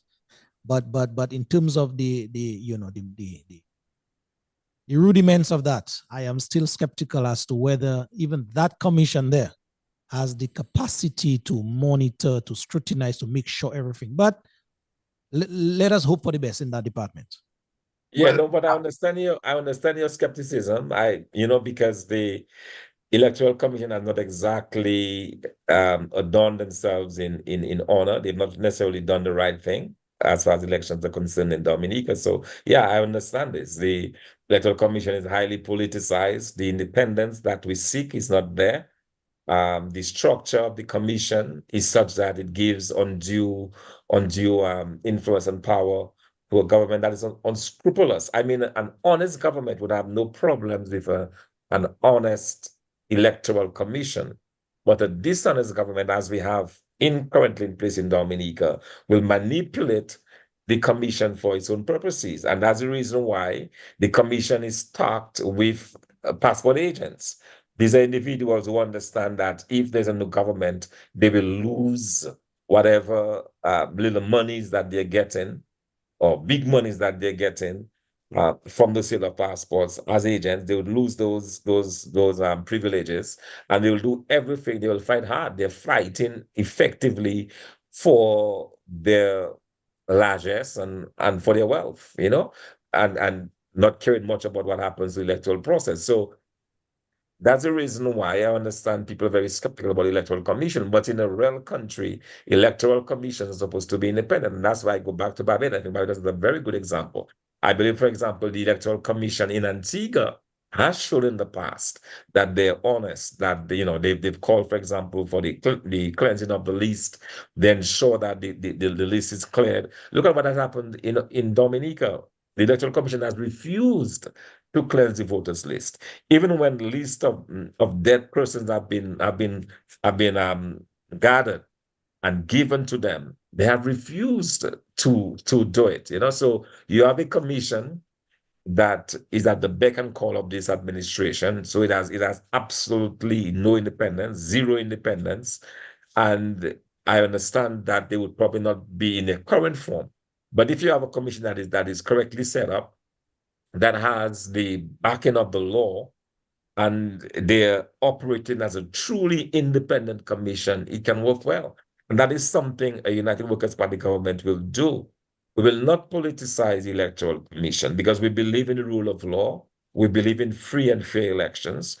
We believe that the party with the best plans and vision and hope for the country should be the party that gets the nod, should be the party that wins. And so that is what we'll continue to do. We'll continue to campaign on that platform. And so it is not in our interest to politicize the Electoral Commission, but we'll ensure that we have an Electoral Commission that has the necessary clout, it has the necessary rules, it has the necessary support of the law to enforce and to do its function as a truly independent commission. And that is our commitment to the Dominican public. No, I fully endorse what Dr. Funkin have said. Let me just say, for the benefit of the folks on the feed, because I see some comments coming through. There is a model as we speak now in Jamaica. Jamaica Electoral Commission of Jamaica did what was called Jamaica Campaign Financing Legislation in 2016, with regulations in 2017. So they have the parent law and they have regulations. And in the foreword of that legislation, it said we believe that campaign financing reform is key to Jamaica's vision of 2030 goal of transparency and accountability in government, among other things that they said there. Now, just to piggyback a little on what Thompson has says, there was this professor, Cynthia Barrow Gills, professor at UWI, that wrote extensively on this matter already, as far back as 2012 or even 13 or even before that. And as we speak now, there are 3 countries, and he mentioned Barbados, which is true, $10 per elector. Barbados, you must disclose, the candidate must disclose by candidate, and as well there is a spending limit. Guyana has the same thing, disclosure by candidate, spending limit. Jamaica, as we say, have the legislation, same thing. Antigua has disclosure by candidate, and Trinidad and Tobago also have disclosure by candidate and have certain caps. So the point I'm trying to make, Lofty, there are models. Are we a special breed of people in Dominica? I mean, everywhere else have something, and we in Dominica cannot have. And that is why it goes back again. A lot of time on those programs, the question is always put, what is Dr. Fountain going to do? What is this other person going to do? What is the party doing? I think as far as it relates to this particular matter of electoral reform, it's all hands on deck. Every Dominica must make noise in whatever way you can. If it means going at the financial center as a one-man picket with your placard, do it. If it means a group of you going outside the Electoral Commission picketing, do it. If it means writing an article, do it. If it means going into asking for time at the Public Service Union, a group of you, say, Mr. Later, can I use your hall? Go in and have a conversation. If it means going on the block in St. Joseph, where the young guys are sitting down, go there. If it means going in Tebow, sit with the fishermen and say, hey, guys, just have any place back I could electoral reform, have that one-on-one conversation.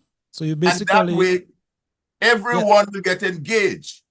So you're basically reiterating the point about the action part I spoke of previously. Exactly. And if all of us becomes engaged like that, then hopefully we will see some traction. It's an engagement. It all begins. I mean, I don't want to make a comparison with the United States, but you see young people up here get engaged. Let's take a call. Let's take a call. Sure, someone is on the line, has been waiting for some time. Caller, yes, Civic Vibes, good evening. Yeah, Lofty, it's me again. I just want to make it short. Lofty, I just thinking, right, about this so-called Labour Party. Rosie Douglas, who led this Labour Party into power, would have never stand for it. And I don't believe Rosie would have never been on the side of the colonizer oppressors or people that are trying to invade other country, because I know Rosie, even if I didn't support the Labour Party, always advocate for self-determination, for liberation, to liberate people. And you know these works all over Africa.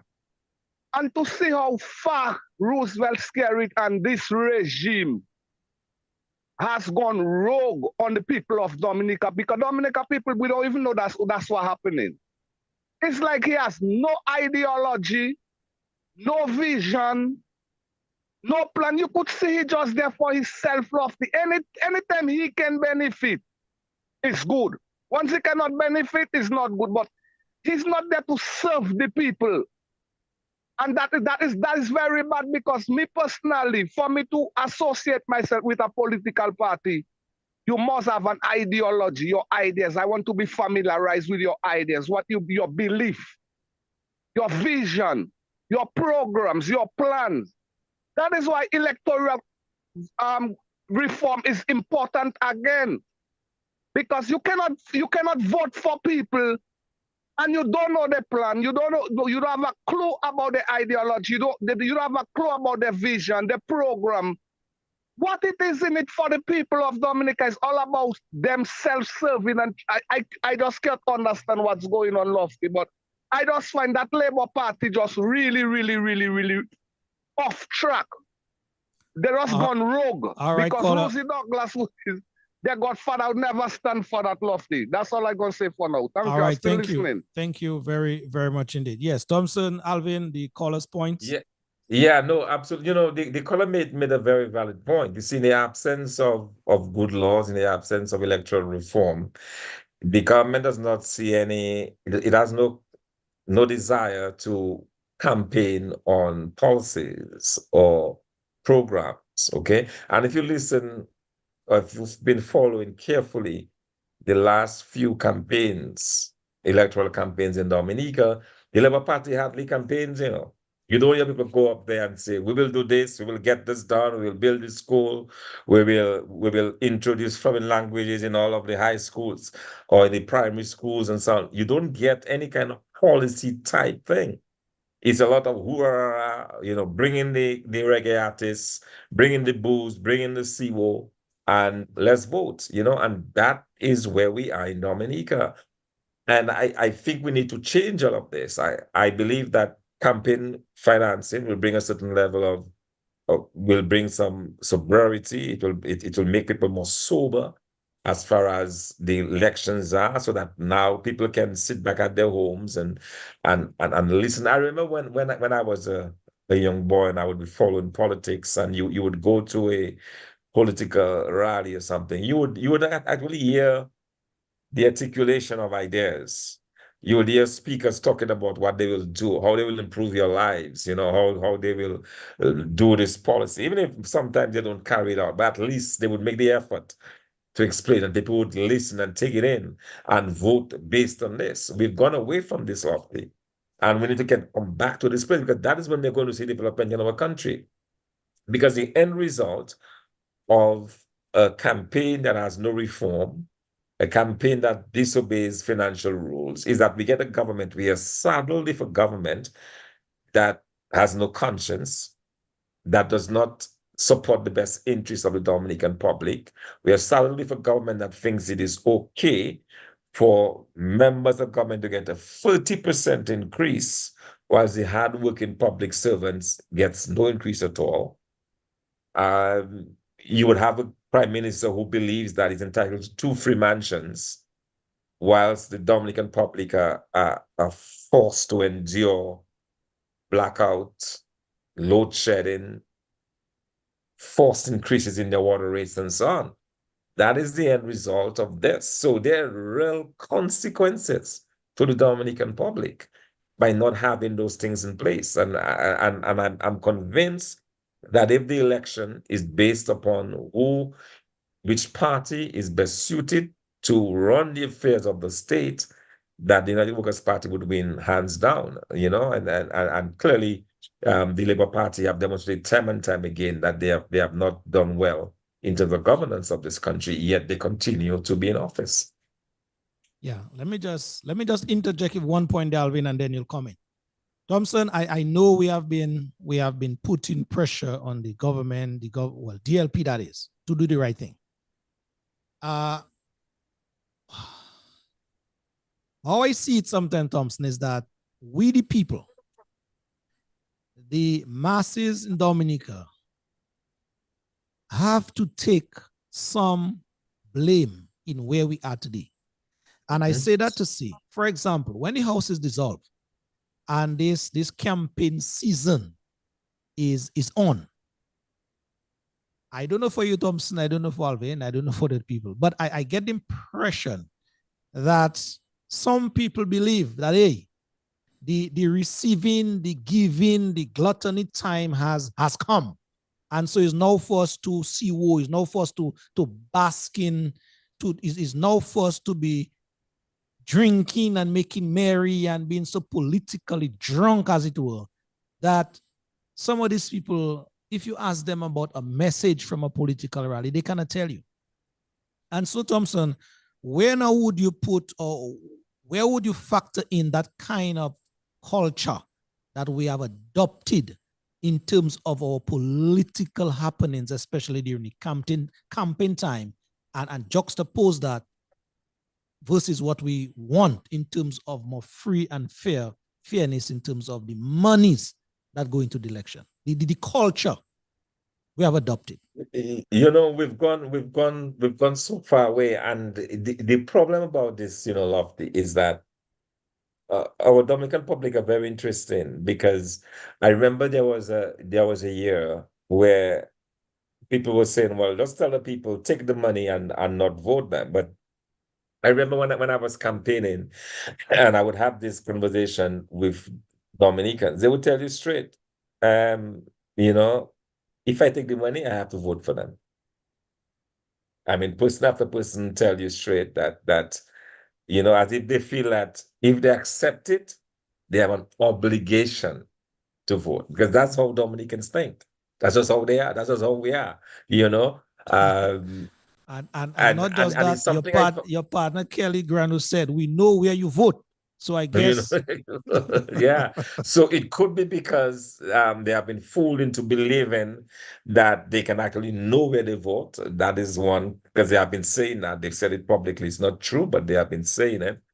Um, it is possible, but I'm telling you, people said it to me, you know, because we were trying to say, well, you know, it's your resources, your taxpayer money, you can take it and not vote them. But they said, but, you know, really, if I take the money, in all good conscience, I think I'd have to vote for them, you know. So what you have is really a corrupting of the system, a corruption of the system, if you like. And that is what has happened, to the point where our people, you see, and what it has done, Lofty, is that it has taken away the solemnity, you know, because elections are supposed to be a very sobering time, you know, a very solemn time, because you're talking about the future of the country. You're talking about whether or not you can get a job, or whether you will live a life of poverty, whether you can have your independence, or whether you have to go up ministry steps to beg a government. It means whether you can send your children to school or to university, or whether they stay at home and become a problem or nuisance to society. These are very real outcomes of an election. But people seem to forget that, you know, in their giddy absorption of all of the CO and the noise and the music and the rum and the free booze and so on, you know. And I mean, you see it all the time. You see the young people, they go there for the jam. They're not listening to the message, you know. And that to me is a sad part about our whole process. Because after all this CO, after all this bon temps is done, the country is going to hell in a handbasket. And that is sadly our situation in Dominica. Dominica is in a very depressed place in terms of job creation, in terms of economic opportunity, in terms of our social standing, in every metric. So high levels of unemployment, violence among youth. Look at the youth continue to brutalize each other. Look at the number of murders. All of that is frustrations. These are born out of frustrations of society, where you have that kind of behavior. And so there are real consequences to this. But somehow, in the milo, in the mix of the way elections have become, which, by the way, was not always that way. Elections, that kind of CO thing I said is a Susan Oldie. You know, that's the oldie legacy, if you like, that has crept into our election process and has made it vile and really unrecognizable. But at the end of the day, it has a very real impact, because we keep putting in place a government that does not care. But the government is quite happy because the public they're not hearing anything, not concerned about anything. And I'll close this up by saying, I remember this gentleman in Grandford, and again, which makes the point about accepting the money. And he confessed to me. He told me he voted for the Labour Party government. And why did he vote for the Labour Party government? He voted for the Labour Party government because he went to and I mean, I could not have made this up, eh? So that's a real story from a real voter. He went to a rally of the Labour Party. And when he got back home, he was undressing to go take a shower. And when he put his hand in his pocket, there was a $20 bill in his pocket. Okay. So he surmised that that $20 bill was dropped in his pocket whilst he was in the crowd. And he said on the basis of that $20 bill, he voted for the Labour Party.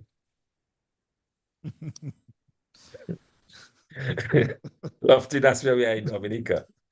Yes, sir. Yes, sir. Anyway, we having a laugh. We having a laugh there. Someone is on the line.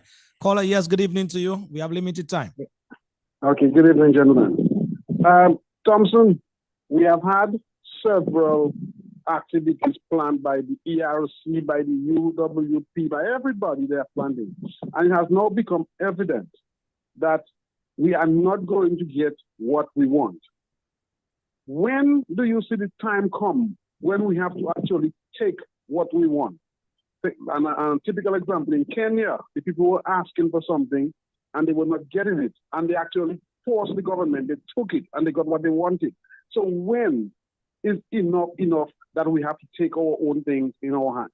And just to piggyback on the previous conversation that you have in the previous topic, when we spoke of the Kenyan mission in Haiti, I would love to know if in your knowledge, Thompson, you have any idea of what the countries of the Caribbean, the CARICOM states, and especially the RSS members, are going to benefit from their involvement in that mission, since I know that Kenyan government is going to be benefiting $200 million from their lead in that thing in Haiti. So tell us if you know anything about that, and when do you see time come that we have to actually take our reform from Skerrit, because he's not going to give it.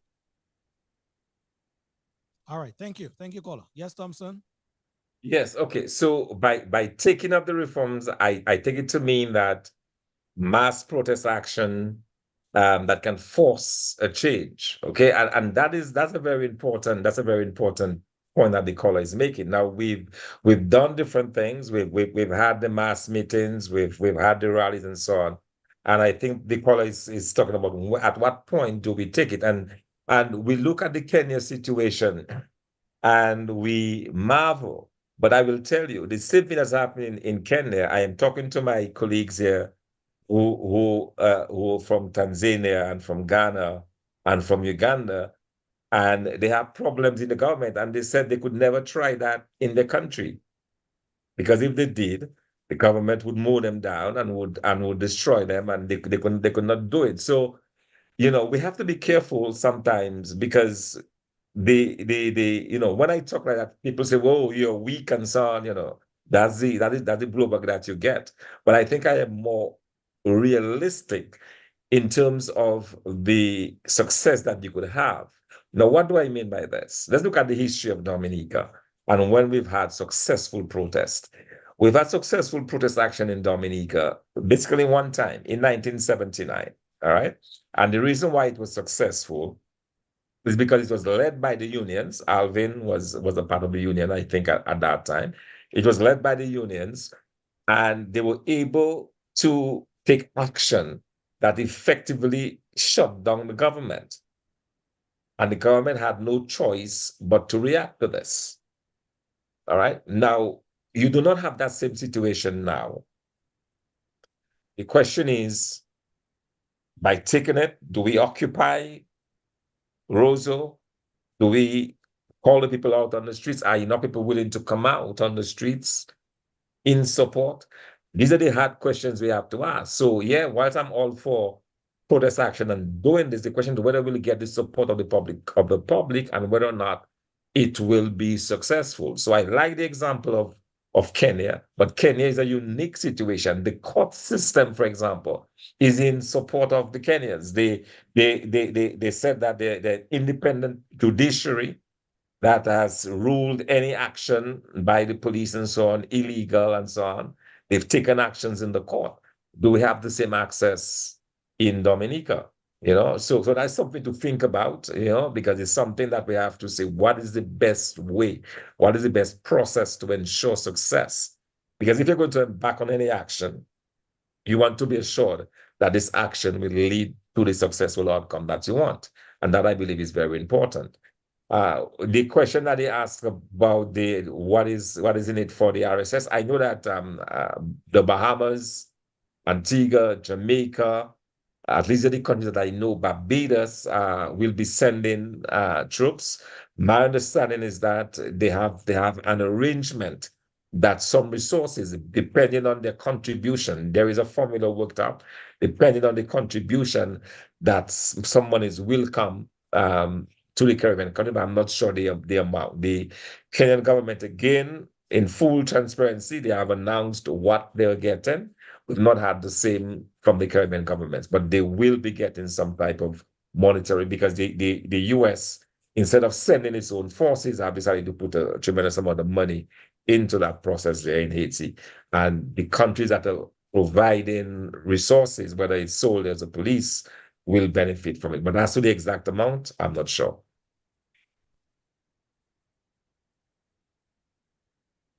All right. Yes, Alvin, go right on. Thank you very much.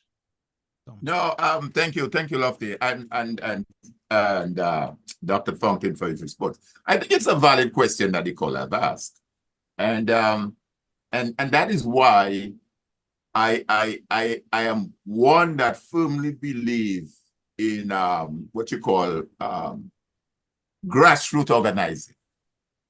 I firmly believe in grassroots organizing, because a lot of folks like to refer to 1979. But we must not refer to it in isolation. Leading up to 1979, that very same CSA had confrontation starting as early as 1973. One might say it's a short period, it's a 6-year short period. But that started in 1973. Prior to 1973, you had in 1968, if we go back a little more, with the Freedom Party, that's when the Freedom Party came into being, which shut your bill, shut your mouth bill, protest and all of that. You had the 1971 protest in the parliament when Zabuka, some of you may not have been born yet, or old enough to know that, went to the parliament and created havoc in the parliament. So you had that build up, and the build up get to the point of 79. And all of that happened because of the grassroots organizing on the ground.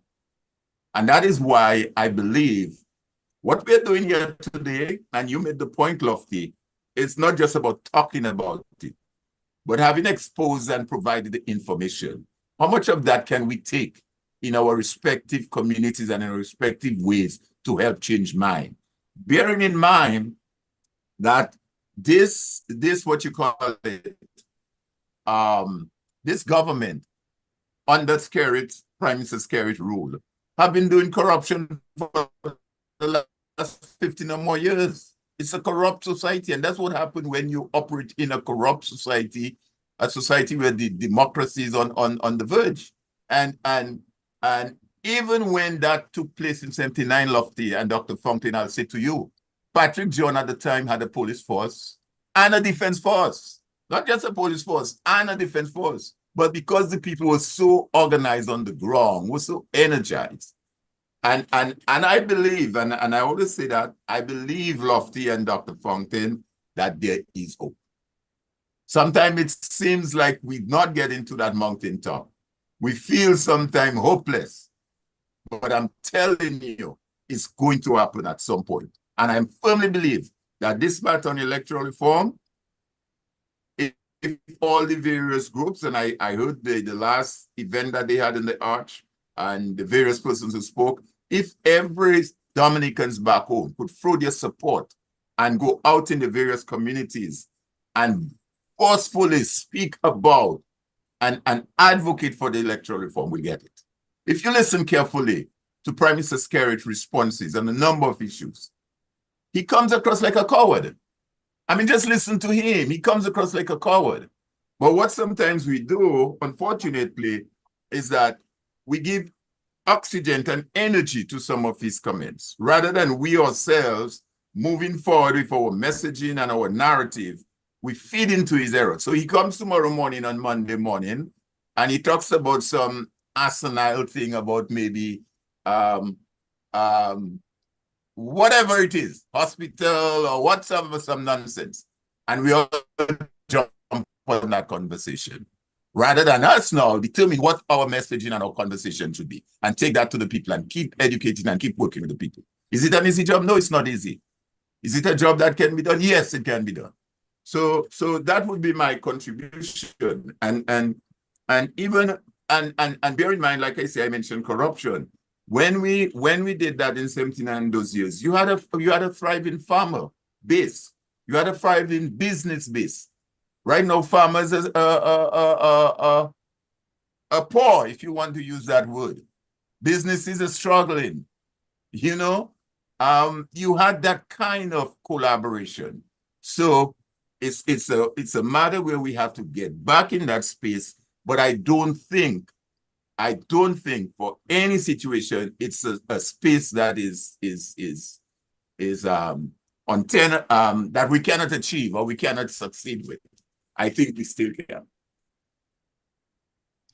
Yes, gentlemen, I know the conversation is good enough, it is going sweet enough, but we have to bring it down to a wrap in just a bit. It is already 8 o'clock.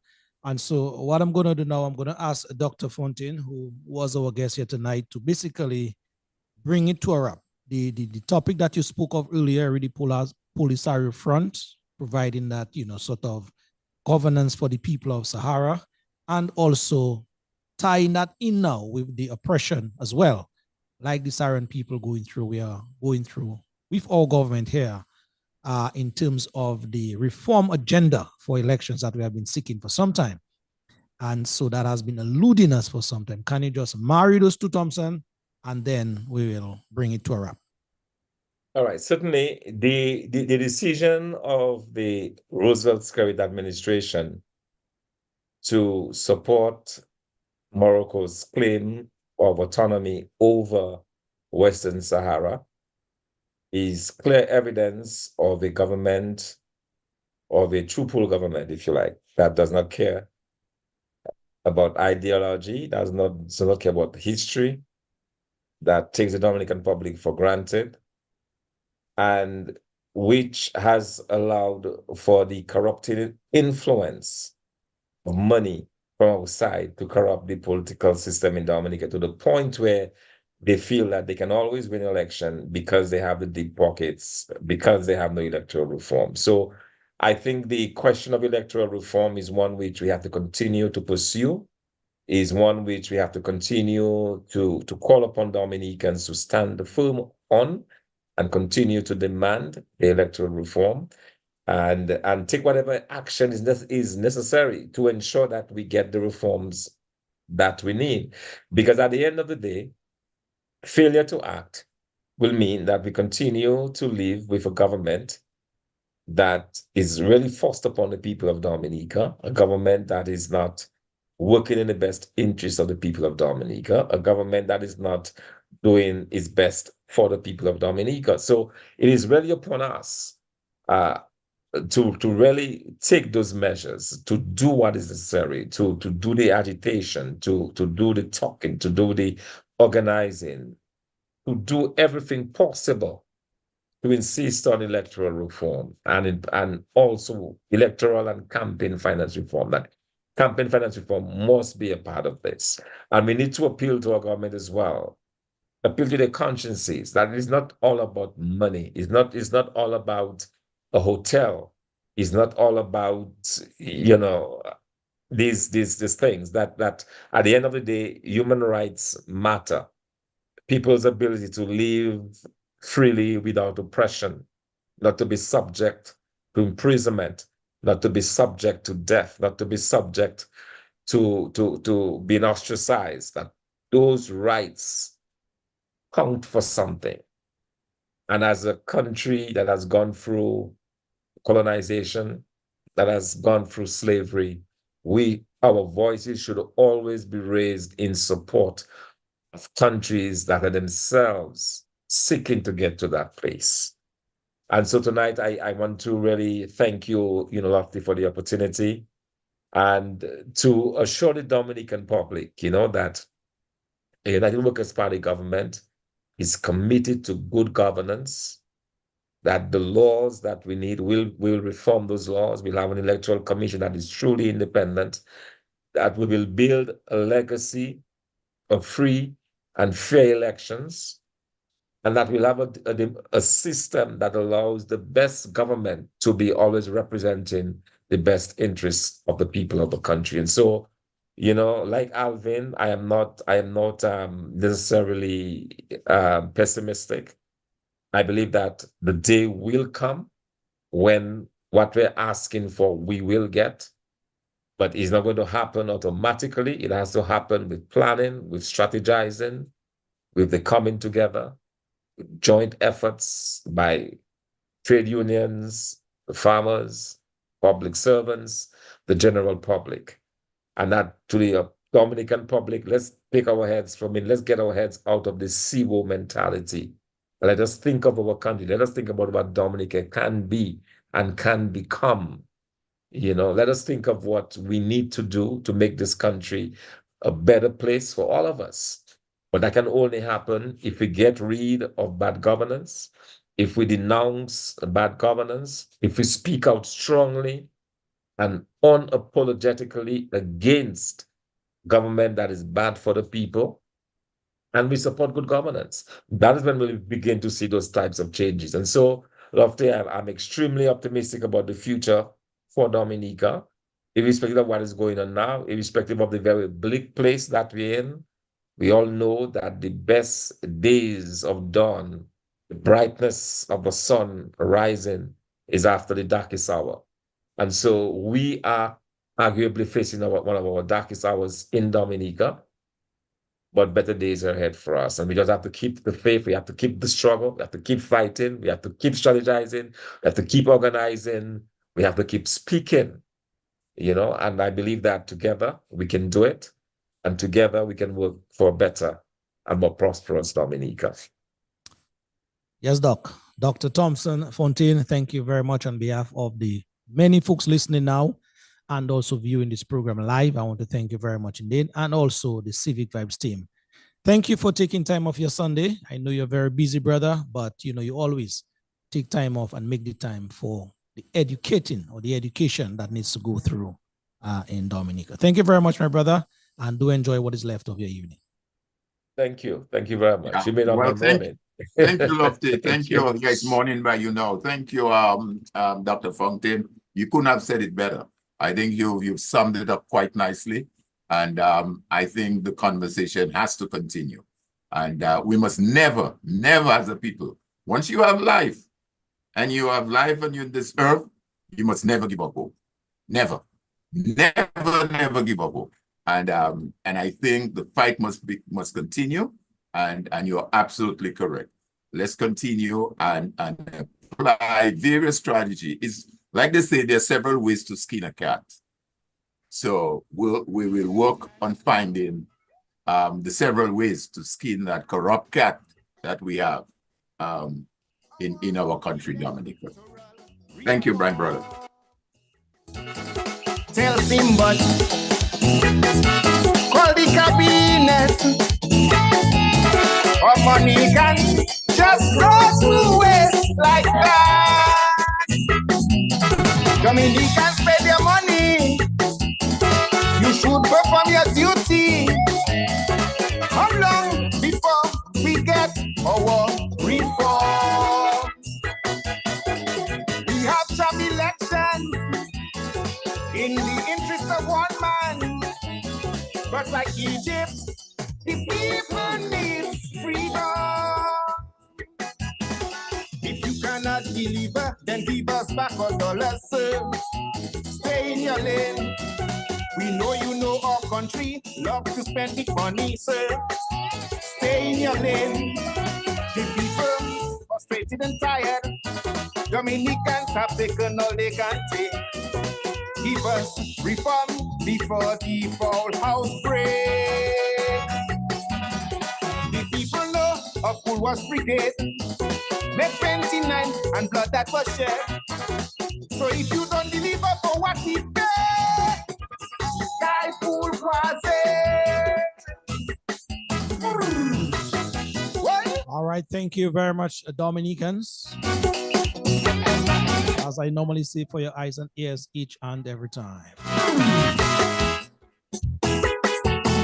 Dominicans, why, Dominicans. Many of you still glued on. Thank you very much, huh? Fight for what? Without you, then the program really will not move nothing. Enough talking. Time for action. We need reform. We need a protester. The people pressurizing. Yes, they're ready for action. How long before we get our reform? If we vote without protest ID, we could vote for a dead family. And before ballot done count, landslide victory. Yes, before the ballot done count, landslide victory. Yes, we witnessed that over and over again in Dominica. So thank you, brother Checo. Stay in your lane. The people. My brother, Mr. Arundel Thomas. Dominicans have taken all they can take. Keep us reform before reform we take. The people know. Arundel Thomas has written here, good evening. Thanks again, gentlemen, for an engaging, informative, and highly quality conversation. Keep the fire for justice and progress burning. He ends by saying blessings. So Mr. Arundel Thomas, thank you very much every time. And the multitudes of you in Dominica and across the globe, thank you very much. Thank you indeed. See you next Sunday, same time, same place. Bye-bye. We love you. Can fool everybody, sir. Stay in your lane. We need re-registration for free and fair elections, sir. Stay in your lane. The people reject your efforts of Byron. Dominicans know the difference between right and wrong. Give us reform before next election. The people ready to take a stand to make this country a democratic one. Dominicans want the reform for what they pay.